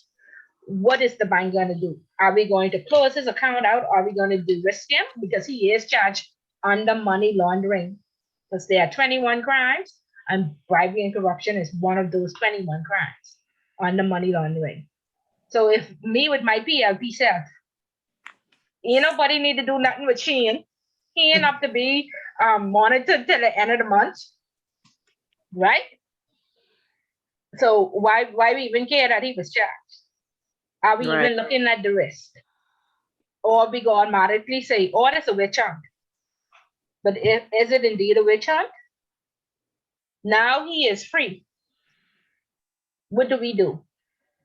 If we had this, and again, Egmont Group is about bribery and corruption. The topic for this semester is bribery and corruption.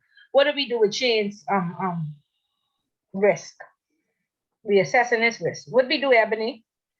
You look like F&M, Ebony. Tell me what you would do with your F&M self. So do what now? What you doing with Shane?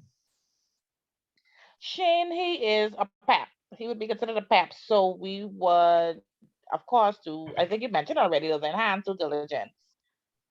Right, of course, That's what and we we can do. let the board decide if they're The going board to do is business, gonna not us. decide if we're gonna continue to do business with him or not.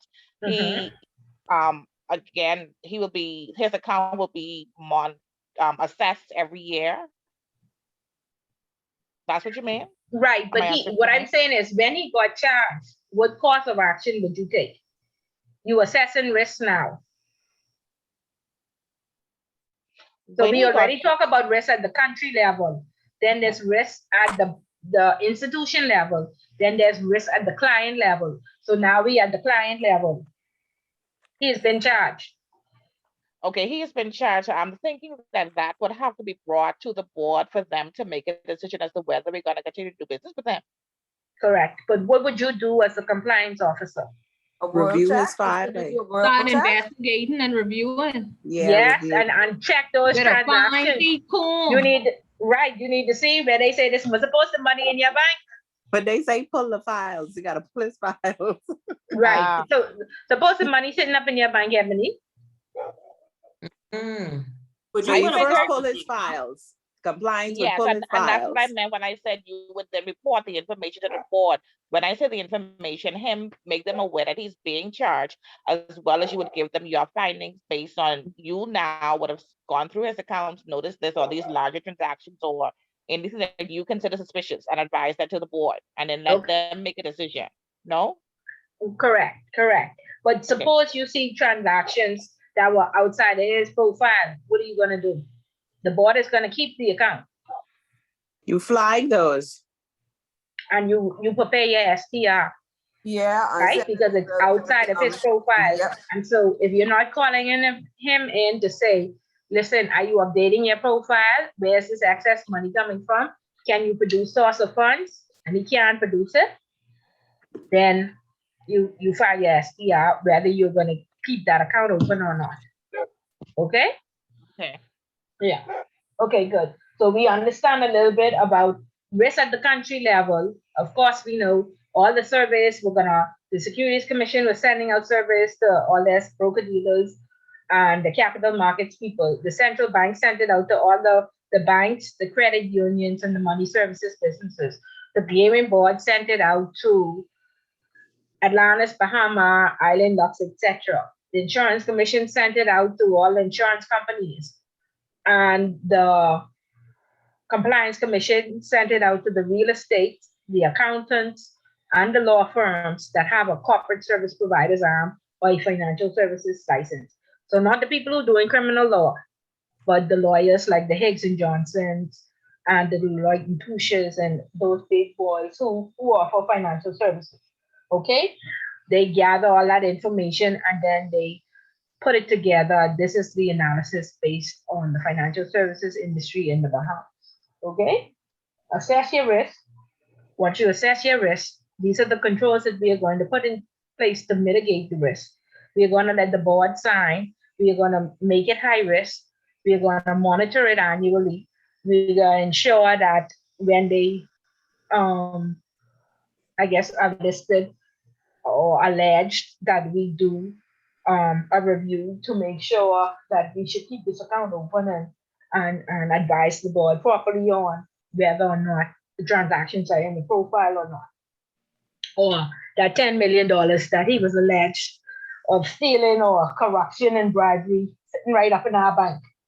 Because it was in the bank in the Bahamas, right? If It was it is, in the if it bank. is, Everybody who was charged, that money was there, right? if it is in your bank, right? They say, you know, headline, he stole $7 million, and you find that that 7 million is sitting in your bank and he cannot account for it. Then you file your STR. Yes. And what Whether the happens board to keeps him or not, because if some PLP sitting up on that board, they can keep him, even some F&Ms, because all of them are buddies. Okay, So all of what them are happens? buddies. What do you like? Is there some regulation where you have to return that or send the money to central bank for holding or something? But that's when it becomes dormant. Only if it becomes dormant after 7 years, then you return it to the central bank for holding. But if you get a so subpoena, your bank would simply hold it.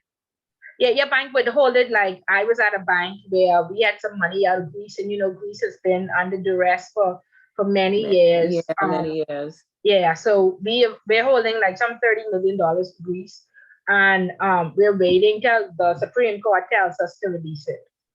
I So, see. Okay. yeah, they would advise. So the FIU, they receive the SDR, they do an investigation, and then they hand it over to the police. The police then would take it to court. I And see. then the Supreme Court would send a production order or a disclosure order and ask you for information. Okay. Okay. So we understand what recommendation 1 says and the levels. Country level, institution level, customer level. So the country has to be risk Country rated. level. The institution has to be risk rated. Institution. And the person has to be, or the individual holding the account or the service or the product has to be risk rated as well. Okay.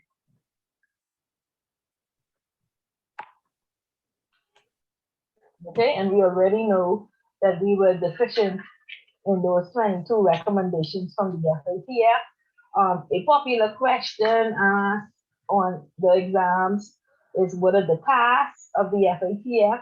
And of course, we know that they develop international standards for combating money laundering. They assess and they monitor their members. They prepare the mutual evaluation and they Ms. Paulette, yes. I'm sorry, you said a popular question is what are the, and then I didn't hear you much after that. Task of the FATF. Okay. Okay, right on page 6. Look right in the middle of the page. Should be 6. But I have a different version of the book, right? So maybe, yeah. Of chapter 1? Yeah, of chapter 1. So of course they prepared our mutual evaluation to tell us how many of the 40 recommendations that we were deficient in.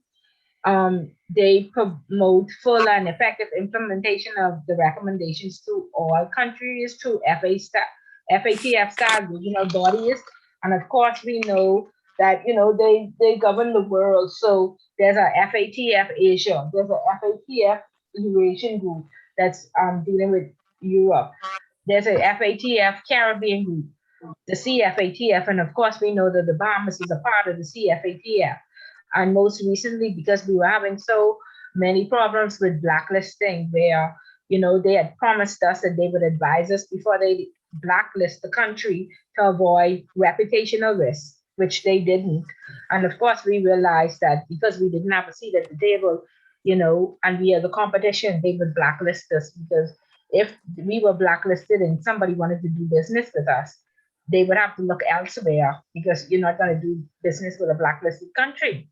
And so therefore, we realized that if we didn't have a seat at the table, we was going to be left behind. So most recently, our past Attorney General, Carl Bethel, is now the chairman of the CFATF. And so that, of course, he's not going to allow the Bahamas to be blacklisted. But just imagine that, all the chairmen were presidents and prime ministers of other countries of Europe, of England and Spain and Mexico and what have you. And so, of course, you're going to be looking at the best interests of your country. And of course, if Bahamas is blacklisted, that would mean more business for us. So now we have a seat at the table. We'll ensure that we implement what needs to be implemented before we are blacklisted. And so we need more Bahamians to step up to the plate and go internationally. We need future leaders that are not afraid to, go globally and represent the country. And so I think we have Kevin Bain being the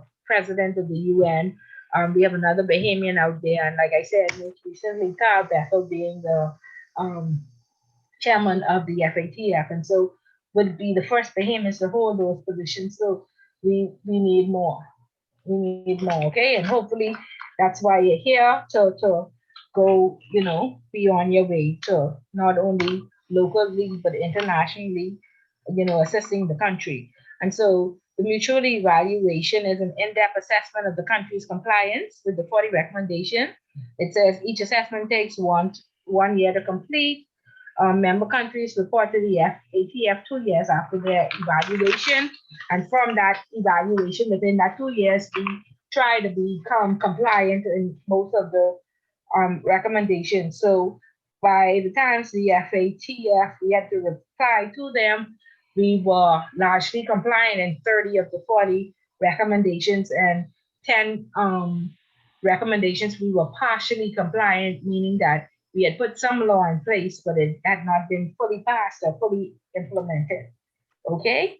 And like I said, outside of the FATF is the IMF.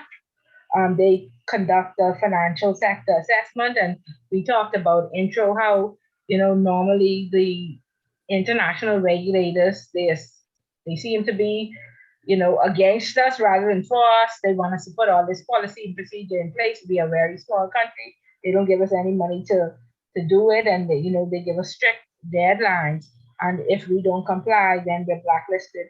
However, we learned that when the IMF came in 2018, they told us to update our disaster relief plan. Of course, we know that was very beneficial to us.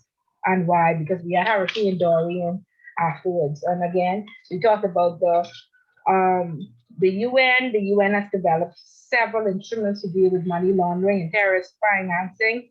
More importantly, the United Nations Convention for Suppression of Financing of Terrorism, the United Nations Convention Against Corruption, and the United Nations Conventions Against Trafficking, Narcotics, and Psychotropic Substances.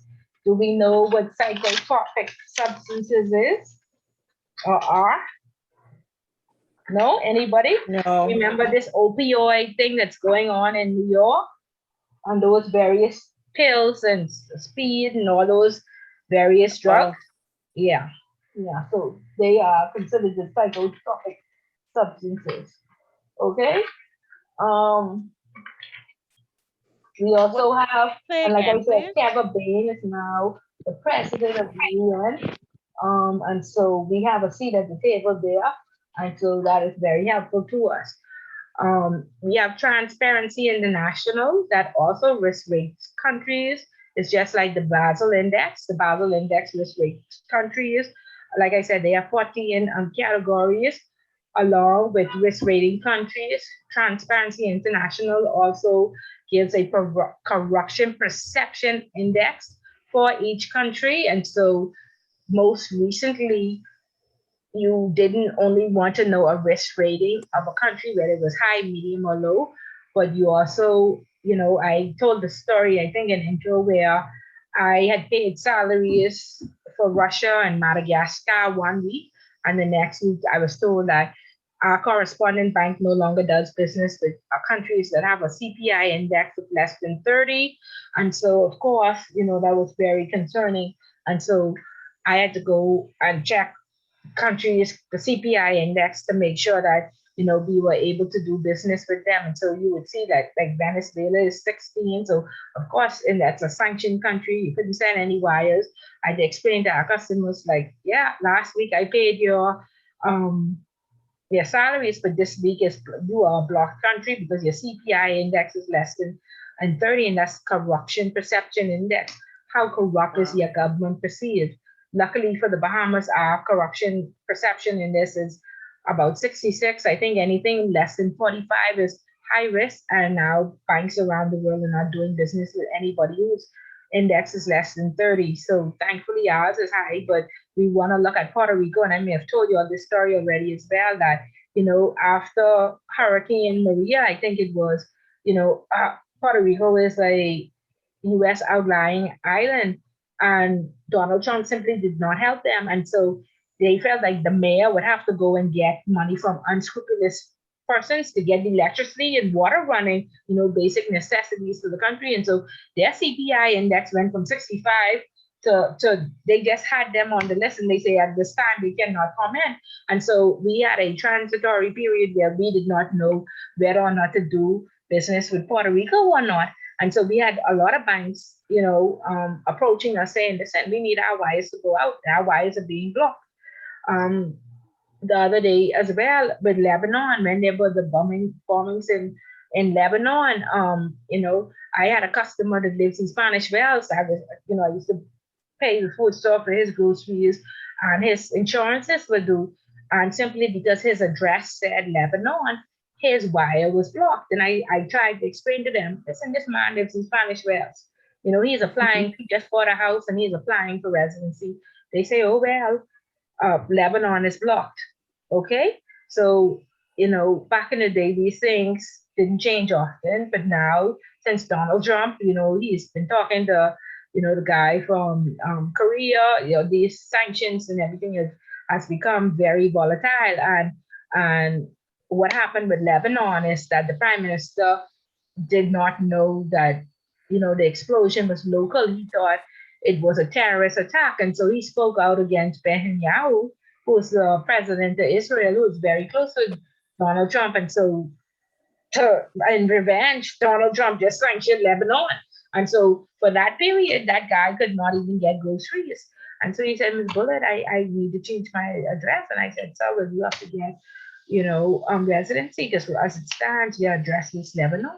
And all this, he had $5 million with us, but nothing could do. He just simply couldn't do it. And I said, the only thing we could do is allow you to withdraw cash. You have to come into the branch. We'll arrange with our bank for you to withdraw cash, and then you could go and pay these things in cash. Okay? So that's the effect when your country is blacklisted or the CPI index is low on people don't do business with you. Okay?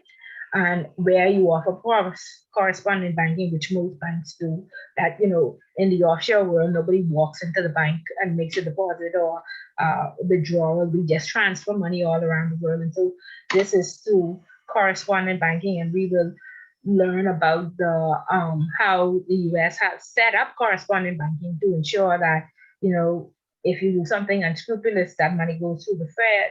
And once you accept the US dollar, they have this extra territorial arm of the US dollar, which most countries accept, so they could come into your country and charge you, you know? And so, yeah, with correspondent banking, it's very high risk, and you have to ensure that you have the proper controls in place. And if you see that the corresponding banks are not accepting your payments, it's no use. Like I said, that person from Russia who I paid the salaries for 1 week and couldn't pay the next week, he didn't need his account in the Bahamas anymore. You know, he had to start to pay his staff in cash, and then had to figure out a way to repatriate this money back to Russia because nobody would, the correspondent banks would not accept them. Okay, so there's a lot of de-risking out there, and persons' money. Expect people all over Venezuela, the money is just sitting in the bank. There's nothing they can do with it, and they definitely don't want to transfer back to Venezuela because whilst there's political unrest, you may have $5 million sitting here, but if you convert it to what is it, bolivars, it's like 200 to 1. So you lose Right. half of your money. Yeah. Okay, so we will learn about sanctioned countries and all these various things next week when we talk about taxes and sanctions. Okay. Any questions? Mhm. No? So we understand recommendation 1. We looked at the mutual evaluation. We see the key findings. We could find 3 deficiencies from the Bahamas.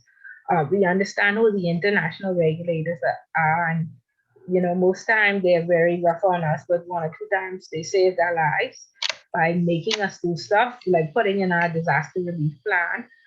We understand, the principles surrounding the Wolfberg principles. The Wolfberg Group is a group of 8 largest banks in the world, which is Chase, Deutsche Bank, Wells Fargo, and they have their various principles because basically the money in the wiring world passes through one of them as intermediaries, and so that's how the money gets around the world. And so if they want to block you, they can block you. If the US wants to block you, they can block you. Now, because we are Bahamas, a lot of times we just try avoid the US correspondent bank because they have rules. I mean, we use them for all our US clients and the countries that have their AML, CFT policies and procedures in place. But for those countries like Antigua and Barbuda and Trinidad, not Trinidad,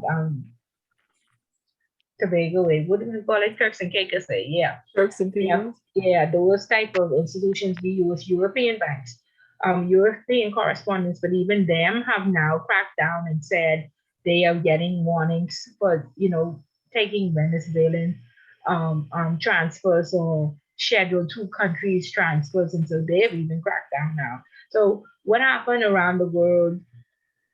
The FATF did all their mutual evaluations, pointed out countries um, which where they were deficient, and they have an enforcement arm and they are checking. And so you would have seen all our laws change in 2018, and with the laws changing, the central bank created an analytics department, so did the compliance commission, so did the security commission.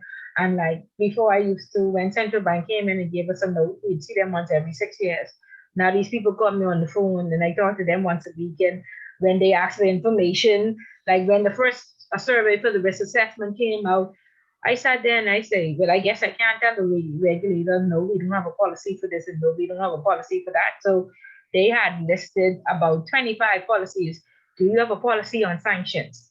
Do you have a policy on bearer shares? Do you have a policy on PEPs? So of course I sat down and I said, yes, yes, yes, yes, yes. And I filled out their 200 question survey, and I sent that in. And in 1 week, central bank called me and said, oh, Ms. Bullitt, you said you have a policy on sanctions. Please tell us the source document. I said, what? They say, yeah, send it to us. And you have a policy on bearer shares. In fact, for the 25 policies that you said yes to, please send us all. I say, really? I say, when you all want me to send that? They say, we'll follow up with you in a week. And I literally fell off my chair. I said, "Are you serious?" And she said, "Dead serious, Miss Bullet, dead serious." You know, so Miss Bullet learned a valuable lesson in filling out those surveys. Yeah. You'll be better than Miss Bullet, okay? I had to run that instant. I was like a chicken with no head, saying, "Hey, we need a policy for this, we need a policy for that, we need a this." Like, just make one policy and put everything in it and send it to them. And they, we did, put at most things in the AML guideline. They said, "Oh, Miss, this is incorrect and this is deficient and this doesn't meet the requirement." And so that like became a job just for me to get the deliverables, for Right. what they wanted for the survey. And they did that for every bank. And then they assigned relationship managers, and these people just call you once a week and they check on you and they say, "Gone are the days. Gone are the days when we are not enforcing, and there are fines out there." And a lot of people did not believe, like the credit unions had just gotten regulated by the central bank in 2018. They had self-regulatory bodies, and the risk assessment was due in, when was it? In June 22nd of 2019.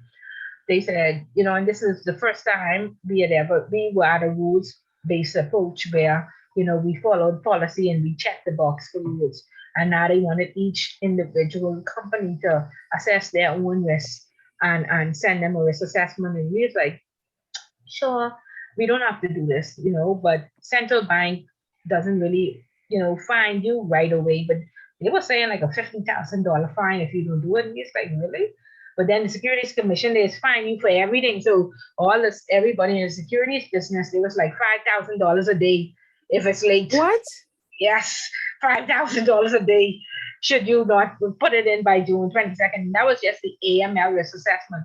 Then in October 22nd of 2019, it was an enterprise-wide risk assessment. So what meant, what's the risk associated with HR? What's the risk associated with credit? What's the risk associated with finance?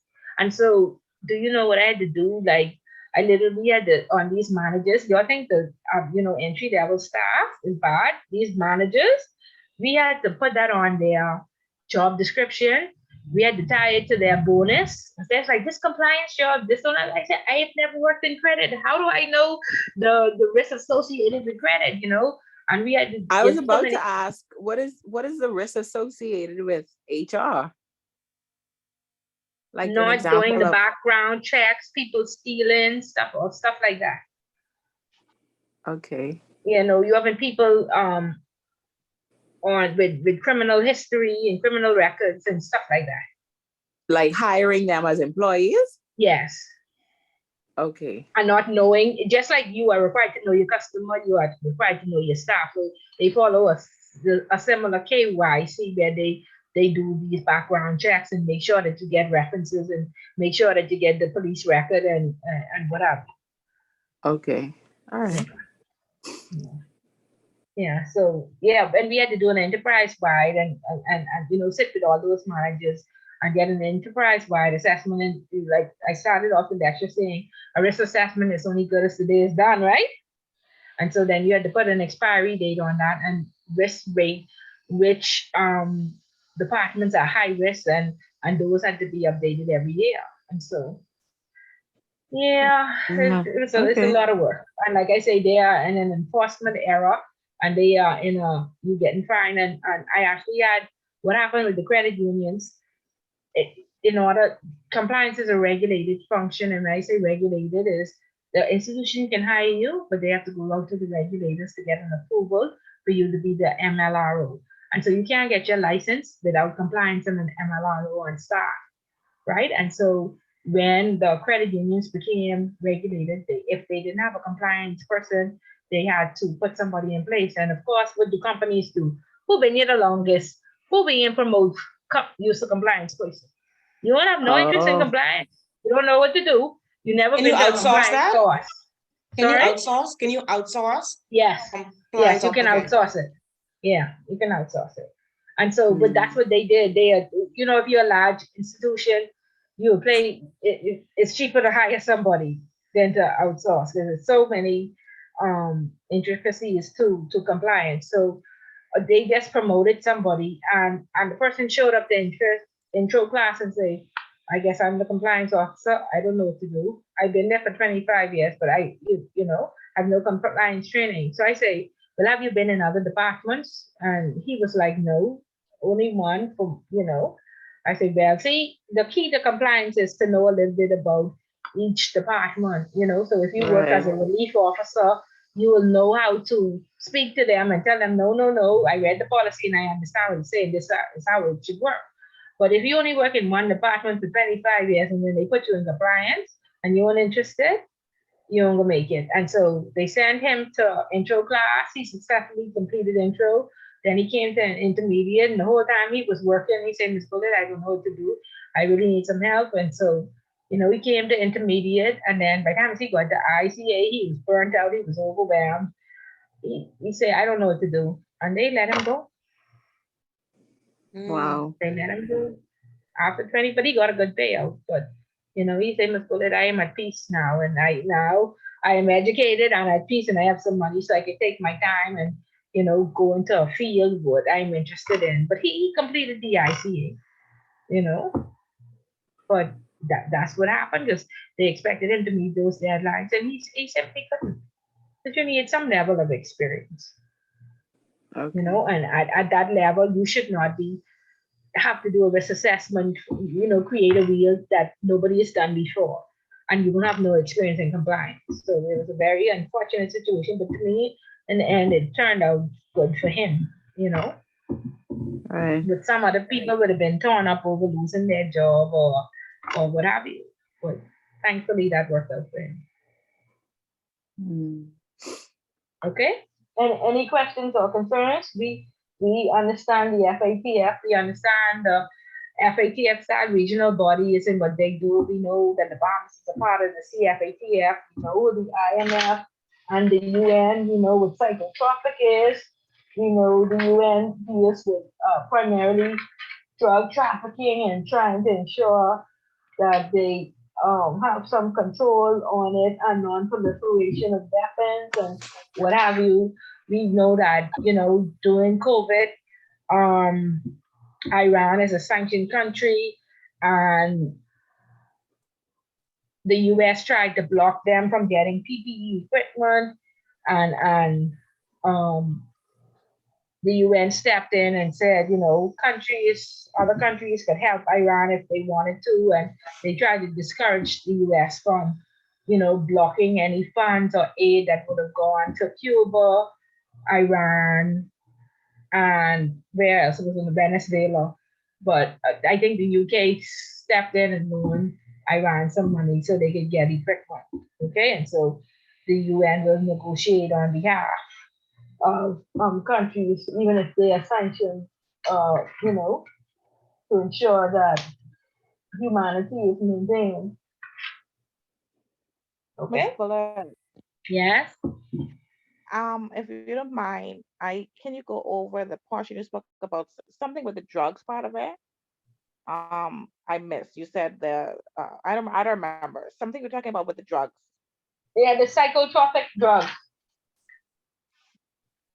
I was saying that's the opium and the speed and all those funny types of drugs where there's an opioid crisis. I think it's in New York, somewhere in the United States, where they found a lot of homeless persons. Somebody was out giving them these various opioid drugs. And so the UN got involved because, you know, they are homeless and a lot of people didn't care. But when they saw it was like more than 100 homeless persons in one area just dying from an overdose, they wanted to see what was going on. And they found out they call it an opioid crisis, where they are mixing various drugs together and testing it out on homeless people, like using the homeless persons as a guinea pig. And so it's a crisis because a lot of persons have died. Okay, and so that would fall under psychotropic substances. Okay. Okay. And then you spoke about the eight largest banks, and you call there's a group name you call them missed. The Wolfsburg principles, and they deal with correspondent banking. So they have 1,000 principles out on what you should do when you offer correspondent banking services. I don't know if any of you who sent wires prior to, when was it? Probably 2015. When they established their principles. Before, you could just send a wire with a passport and a ticket or an ID or something, a bill. Then you had to add the person's address. So they started it in Canada first, where they say any wire going into Canada, you must have a full address. Do you all remember that when they implemented that on SWIFT? Yes. Yeah. And so that was the first change, one of the first changes from the Wolfsburg principles. So they have come up with a lot of principles. So outside of the 40 recommendations, the Basel Committee has their recommendations, the OECD, the Wolfsburg, the UN. And so all of this is combined in the guideline. So you would find that the central bank guideline is 91 pages, but not only of these 40 recommendations, but all these recommendations from all these international bodies. Okay, and you have to know all of them and ensure that if your organizations or offer a product or service, you all of them are implemented in your internal AML policy. So your guideline internally should be a carbon copy of your regulator's guideline. But the central bank has been around the longest and is the oldest, and so they've been at this from 2000, and so I leverage off of the central bank guideline when I see stuff I'm missing out of securities or out of the compliance commission, because they have just been established and they just up and running. But the central bank guideline is a good book or a policy to leverage off. You should find most of the things that you are looking for in there.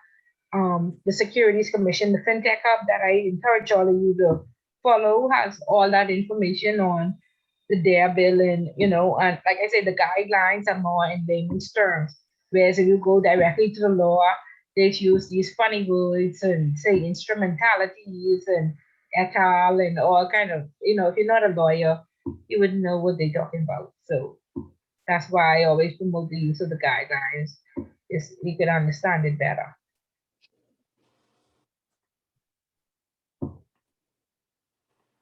Okay? Where do you, Ms. Bullitt, where do you find the, that you talk about? You're breaking up. I can't hear you. Okay, where? I still can't hear you. Oh, man. Can you hear me? I can hear you now. Okay. So, Okay, Candy, type, because you went right back out. Could you type it in the chat? okay. The bank correspondent bank, where in the chapter you found? I can't find that. And that was in my head, Candy. Sorry. Oh, I going crazy looking. Yeah. So write down the Wolfsburg principles. Okay. And you would see that if you offer correspondent banking, there is a Wolfsburg questionnaire that they send out. And again, when when all the laws changed, the Wolfsburg questionnaire used to be 28 questions. It's now 200, and there's two. One is financial crime, and then one is AML. It's crazy. So like I say, everything has changed. Everything has changed. Ms. Bullard, Yes? can you spell that word for me, please? Something principles. What's that word you're saying? Wolfsburg, WOLFSBERG. Oh, that's what I had. Okay. Okay. Yeah. I wasn't sure. Okay.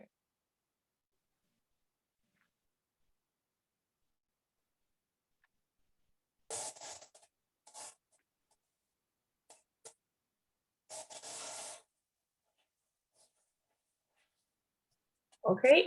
Any other questions or concerns? I have one, Ms. Fuller.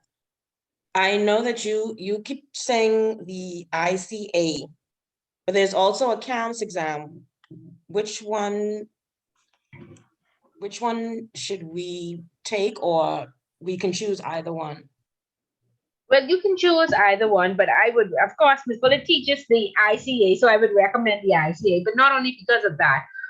You would find that because we teach it locally, we localize it, and so you learn more of Bahamian law, and you would find that the questions say from a jurisdiction of your choice, and of course you're going to choose the Bahamas, right? And so it's more relevant because you work in the Bahamas. ACAMS is US based. It's a watered down version. It's a bit cheaper and it's not as long, but it's a watered down version of um, ICA. And so I Isn't have it? two persons currently in my last class that was sitting ACAMS, and they came to intro and intermediate to be able to pass ACAMS, but it's US based. So if you don't work at a US bank, then Yeah. you will still be behind. You will be up behind, and the UK and Bahamas is common law, so the principles are the same in terms of law. Mm. Yeah. So it's up to you, but I would recommend the UK version. Are they looked at as the same? They are for now. It's just a rumor that I have a lot of people who took ACAMS who are now saying they're going to do ICA. So you might as well do the ICA one time. And eventually, I think they are going to require ICA over ACAMS. They're not yet there yet. Okay, Yeah. thank you. Yeah, I see somebody asked in the chat if, I think Shante, you said if family members are classified as PEPs. Yes, family members, close associates, business partners, or PEPs. I most recently had somebody say, I'm the head of the Drug Enforcement Association in Dubai, reporting to the Prime Minister, PEP. And then the thing about PEPs is, because I think I told you all this, that was one of the questions on the ICA paper. Give the definition of the PEP, and persons are like, well, I'm supposed to write 3,500 words on, who a PEP is. And what we found a paper from Thomson Reuters that, which is WorldCheck, that talked about the definition being more stringent in other countries. So the definition for PEP in Russia and Mexico is different from the definition from PEP in the UK, because in Russia and Mexico, all civil servants are PEPs. And so that was the basis of the paper to distinguish which countries had the same definition and who was considered a PEP. And again, if you work in the offshore world and you know that Mexico considers their civil servants a PEP, and you have a civil servant, and you cannot, you don't want all your business to be high risk, but you should have some indication there that, hey, in Mexico, this person would be a PEP. So let's highlight that. In places like, we have a lot of Venezuelan accounts, and in Venezuela, most of the island works with PDVSA, which is the oil company, the largest oil reserve in the world. And so therefore, if you have a business in Venezuela, you're in a joint venture with the government, and the government always owns 60% and you own 40%. And so you would need to know that this is a PEP account if you have a Venezuelan business out of PDVSA, which I said 90% of the country has works for the oil company. And so therefore that person is a PEP because they're in a joint venture with the government. They don't just give business licenses like how the Bahamas give you business license and you up and run. No, if it's for the oil company, you in that joint venture. 60-40. And so the majority holder is a PEP, right? So now you are a PEP. So you would need to know all of that in terms of the definition of a PEP.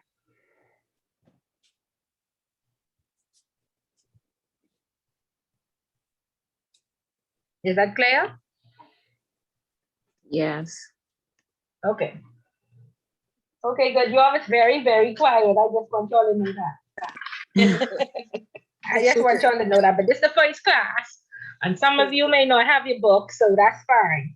The next week you'll better. No Saturday, not even next week. Saturday. Saturday time is for the fall asleep if you don't talk back to me. So you better keep me awake. Okay, so So- Ms. Bullet, I have a question. So for Yeah. Saturday class, you want, so this week you wanna, well, really it's tomorrow. You want us to read through chapter 1 in its entirety, right? These 2 or 3 pages, and then we're gonna discuss this on Saturday?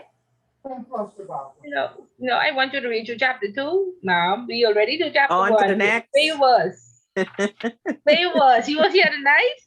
Who that is, Stavonia? No, Scott. Or Scott? You was in this class just now. Yeah, I was.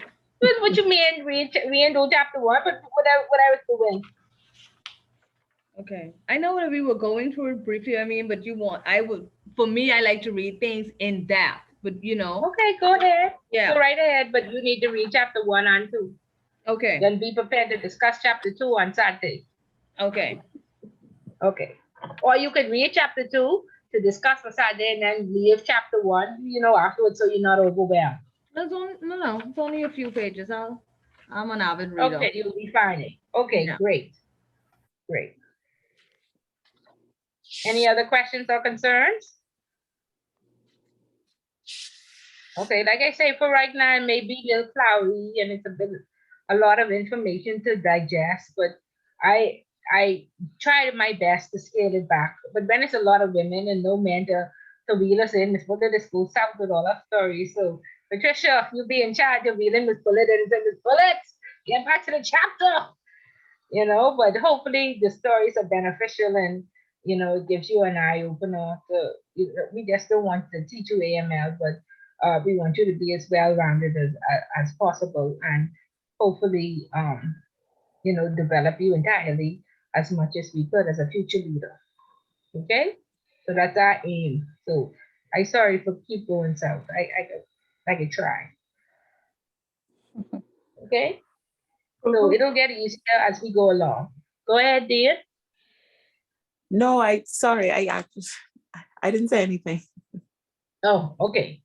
Okay, No. so any other questions or concerns? No. No? Okay, so see, Right. sorry, Candy, go ahead. Chapter 2 is research report. If chapter 2 is, I can't hear you, Candy, you have to type. Type in the chat and then you have to perhaps check your mic out. Okay. Yeah, type in the chat so I can answer your question.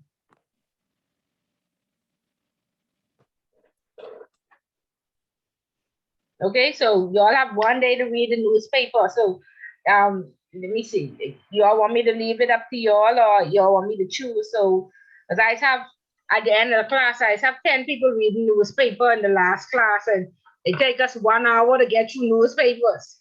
Or y'all want me to say Paper, we Patricia, you'd read the newspaper for Saturday and share with us.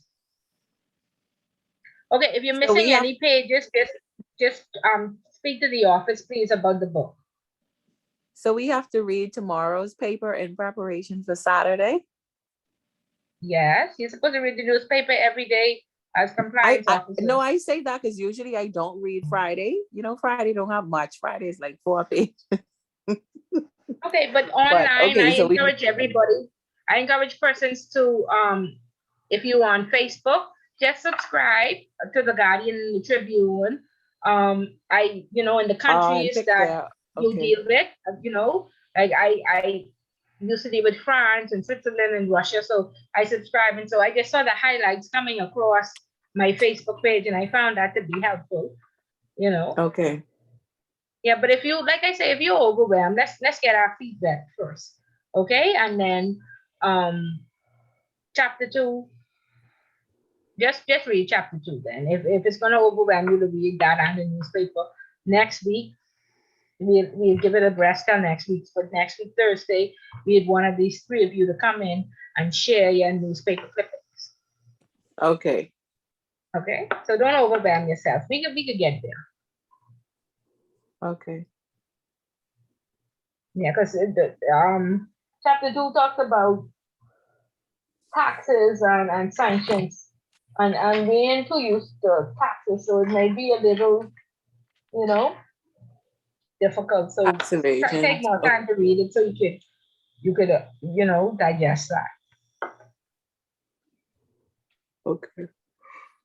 Okay, but it's really easy. Once we get into that, you'll see how easy it is, and 80% of my students answer the tax and the sanctions questions on the exam because they're the easiest.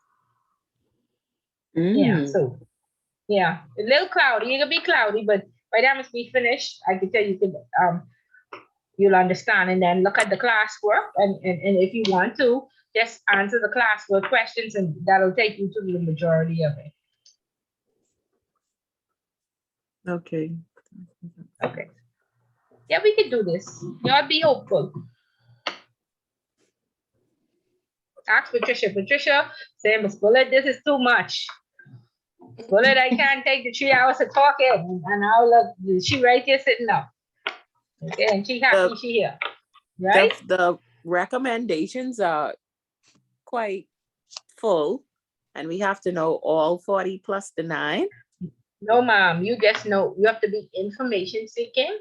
And when persons talk about a recommendation, you have to know that you will pull out the most current copy, you will look at the table of contents, and then you will read with chapter 20, you know, recommendation 26 or 21. These things, don't try and storm in your head. They'll make you crazy. Okay. Yeah, just know where to cut down the time it takes you to do research. You have Right. to know where to go. So when Ms. Bullet says recommendations, you know where to go. If I say Basel Committee, you know where to go. If I say the country risk rating, you know where to go. If I say CPI index, you know that's transparency. So don't try and remember, but just understand how to find the information. Okay. And be familiar with the terminology. Okay. Because have you heard of corruption perception before? No. Did you know it was an index? I think I browsed it just a few minutes ago in the table of, but I didn't read. Okay, so that's what I'm saying. Just be familiar. And there's a bribery index as well. And I think the Bahamas is 81% on the bribery index, which is good because 100 is the highest. But they base it based on how many politicians go to jail, because around the world, you know, government presidents have been impeached. In Brazil, it's guilty until proven innocent. The governor, their central bank has been to jail. Different people around the world have been to jail. You know, and we don't send our people to have jail. law-abiding citizens. We don't send our politicians to jail. No, I was not yet. thinking same We have to. We have to. Somebody have to take the fall because, like I said, we're being internationally watched. We're being internationally watched, and that was when the CFATF came in and in 2018. That's the first thing they said. Are the Bahamians just law-abiding citizens? We have nobody being charged with money laundering. We have no politicians. We had no prime ministers being impeached. So it's too good to be true. So it is not true. That's the first thing. It is not true.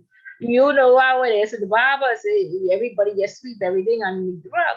And so therefore, in 2018, the laws are now being enforced, and very swiftly, the Attorney General said 84 persons were charged with money laundering. But see, it wasn't a predicate crime on the books before 2018. Before, persons were just charged with fraud and theft and stealing by reason of employment and stuff like that. Now you're charged with fraud and money laundering, stealing by reason of employment and money laundering, bribery, drug trafficking and money laundering. You know, listen to the news when you see the people being dragged before the courts. So we used Fred Smith and Shane Gibson as our first examples to the new legislation of 2018. Yes, correct. I see. Okay. Yeah, so lots of cases out there. So when you do your paper, just make sure you pull up those cases and you could, you know, that's how you get more points. bringing real life scenarios improves your understanding. Okay. Okay. Okay, any more questions or concerns? Who were the two persons that was mentioned just now? Shane Gibson and who else? Fred Smith, Fred Frank, Smith. Frank Smith. Frank Smith, sorry, Smith. yeah. Sorry, Yeah, Frank Frank Smith. Smith, Kenred Dorset. They drop his case, Dorset. We haven't heard about it. It Yeah, hasn't he come up, but I guess it didn't come yeah. up under the PLP. Yeah, It was probably. for them though, eh? His case won't come up under the PLP, not Kendrick Dorset. Right. Neither Michelle Reckley or the next one. I can't Campbell. remember. Yeah, some cases Oh, out there, yeah, yeah. Elma Campbell, yeah. She is more, plenty. yeah, she's more stealing, yeah, than bribery. Make sure it's bribery and corruption Bribery and corruption. that they were Okay. charged with, yeah. Frank Smith and Kendrick with bribery and corruption. Yeah. Yeah. I think Jerome Fitzgerald was mentioned on some level. Yes, Okay. forget about them. If you can find the case. Now, if you On the can't find it, don't hurt your head. Bahama your head. contract. Yeah. Yeah. Yeah. Okay, so if there are no further questions or concerns, then I'll see you again on Saturday morning at 9:30. All right. All right, Okey thanks, doke. bye-bye. Okay, you all have a good night. evening. Okay, Good night. All right, good night. Good night. Good night. Night. Night. Good night.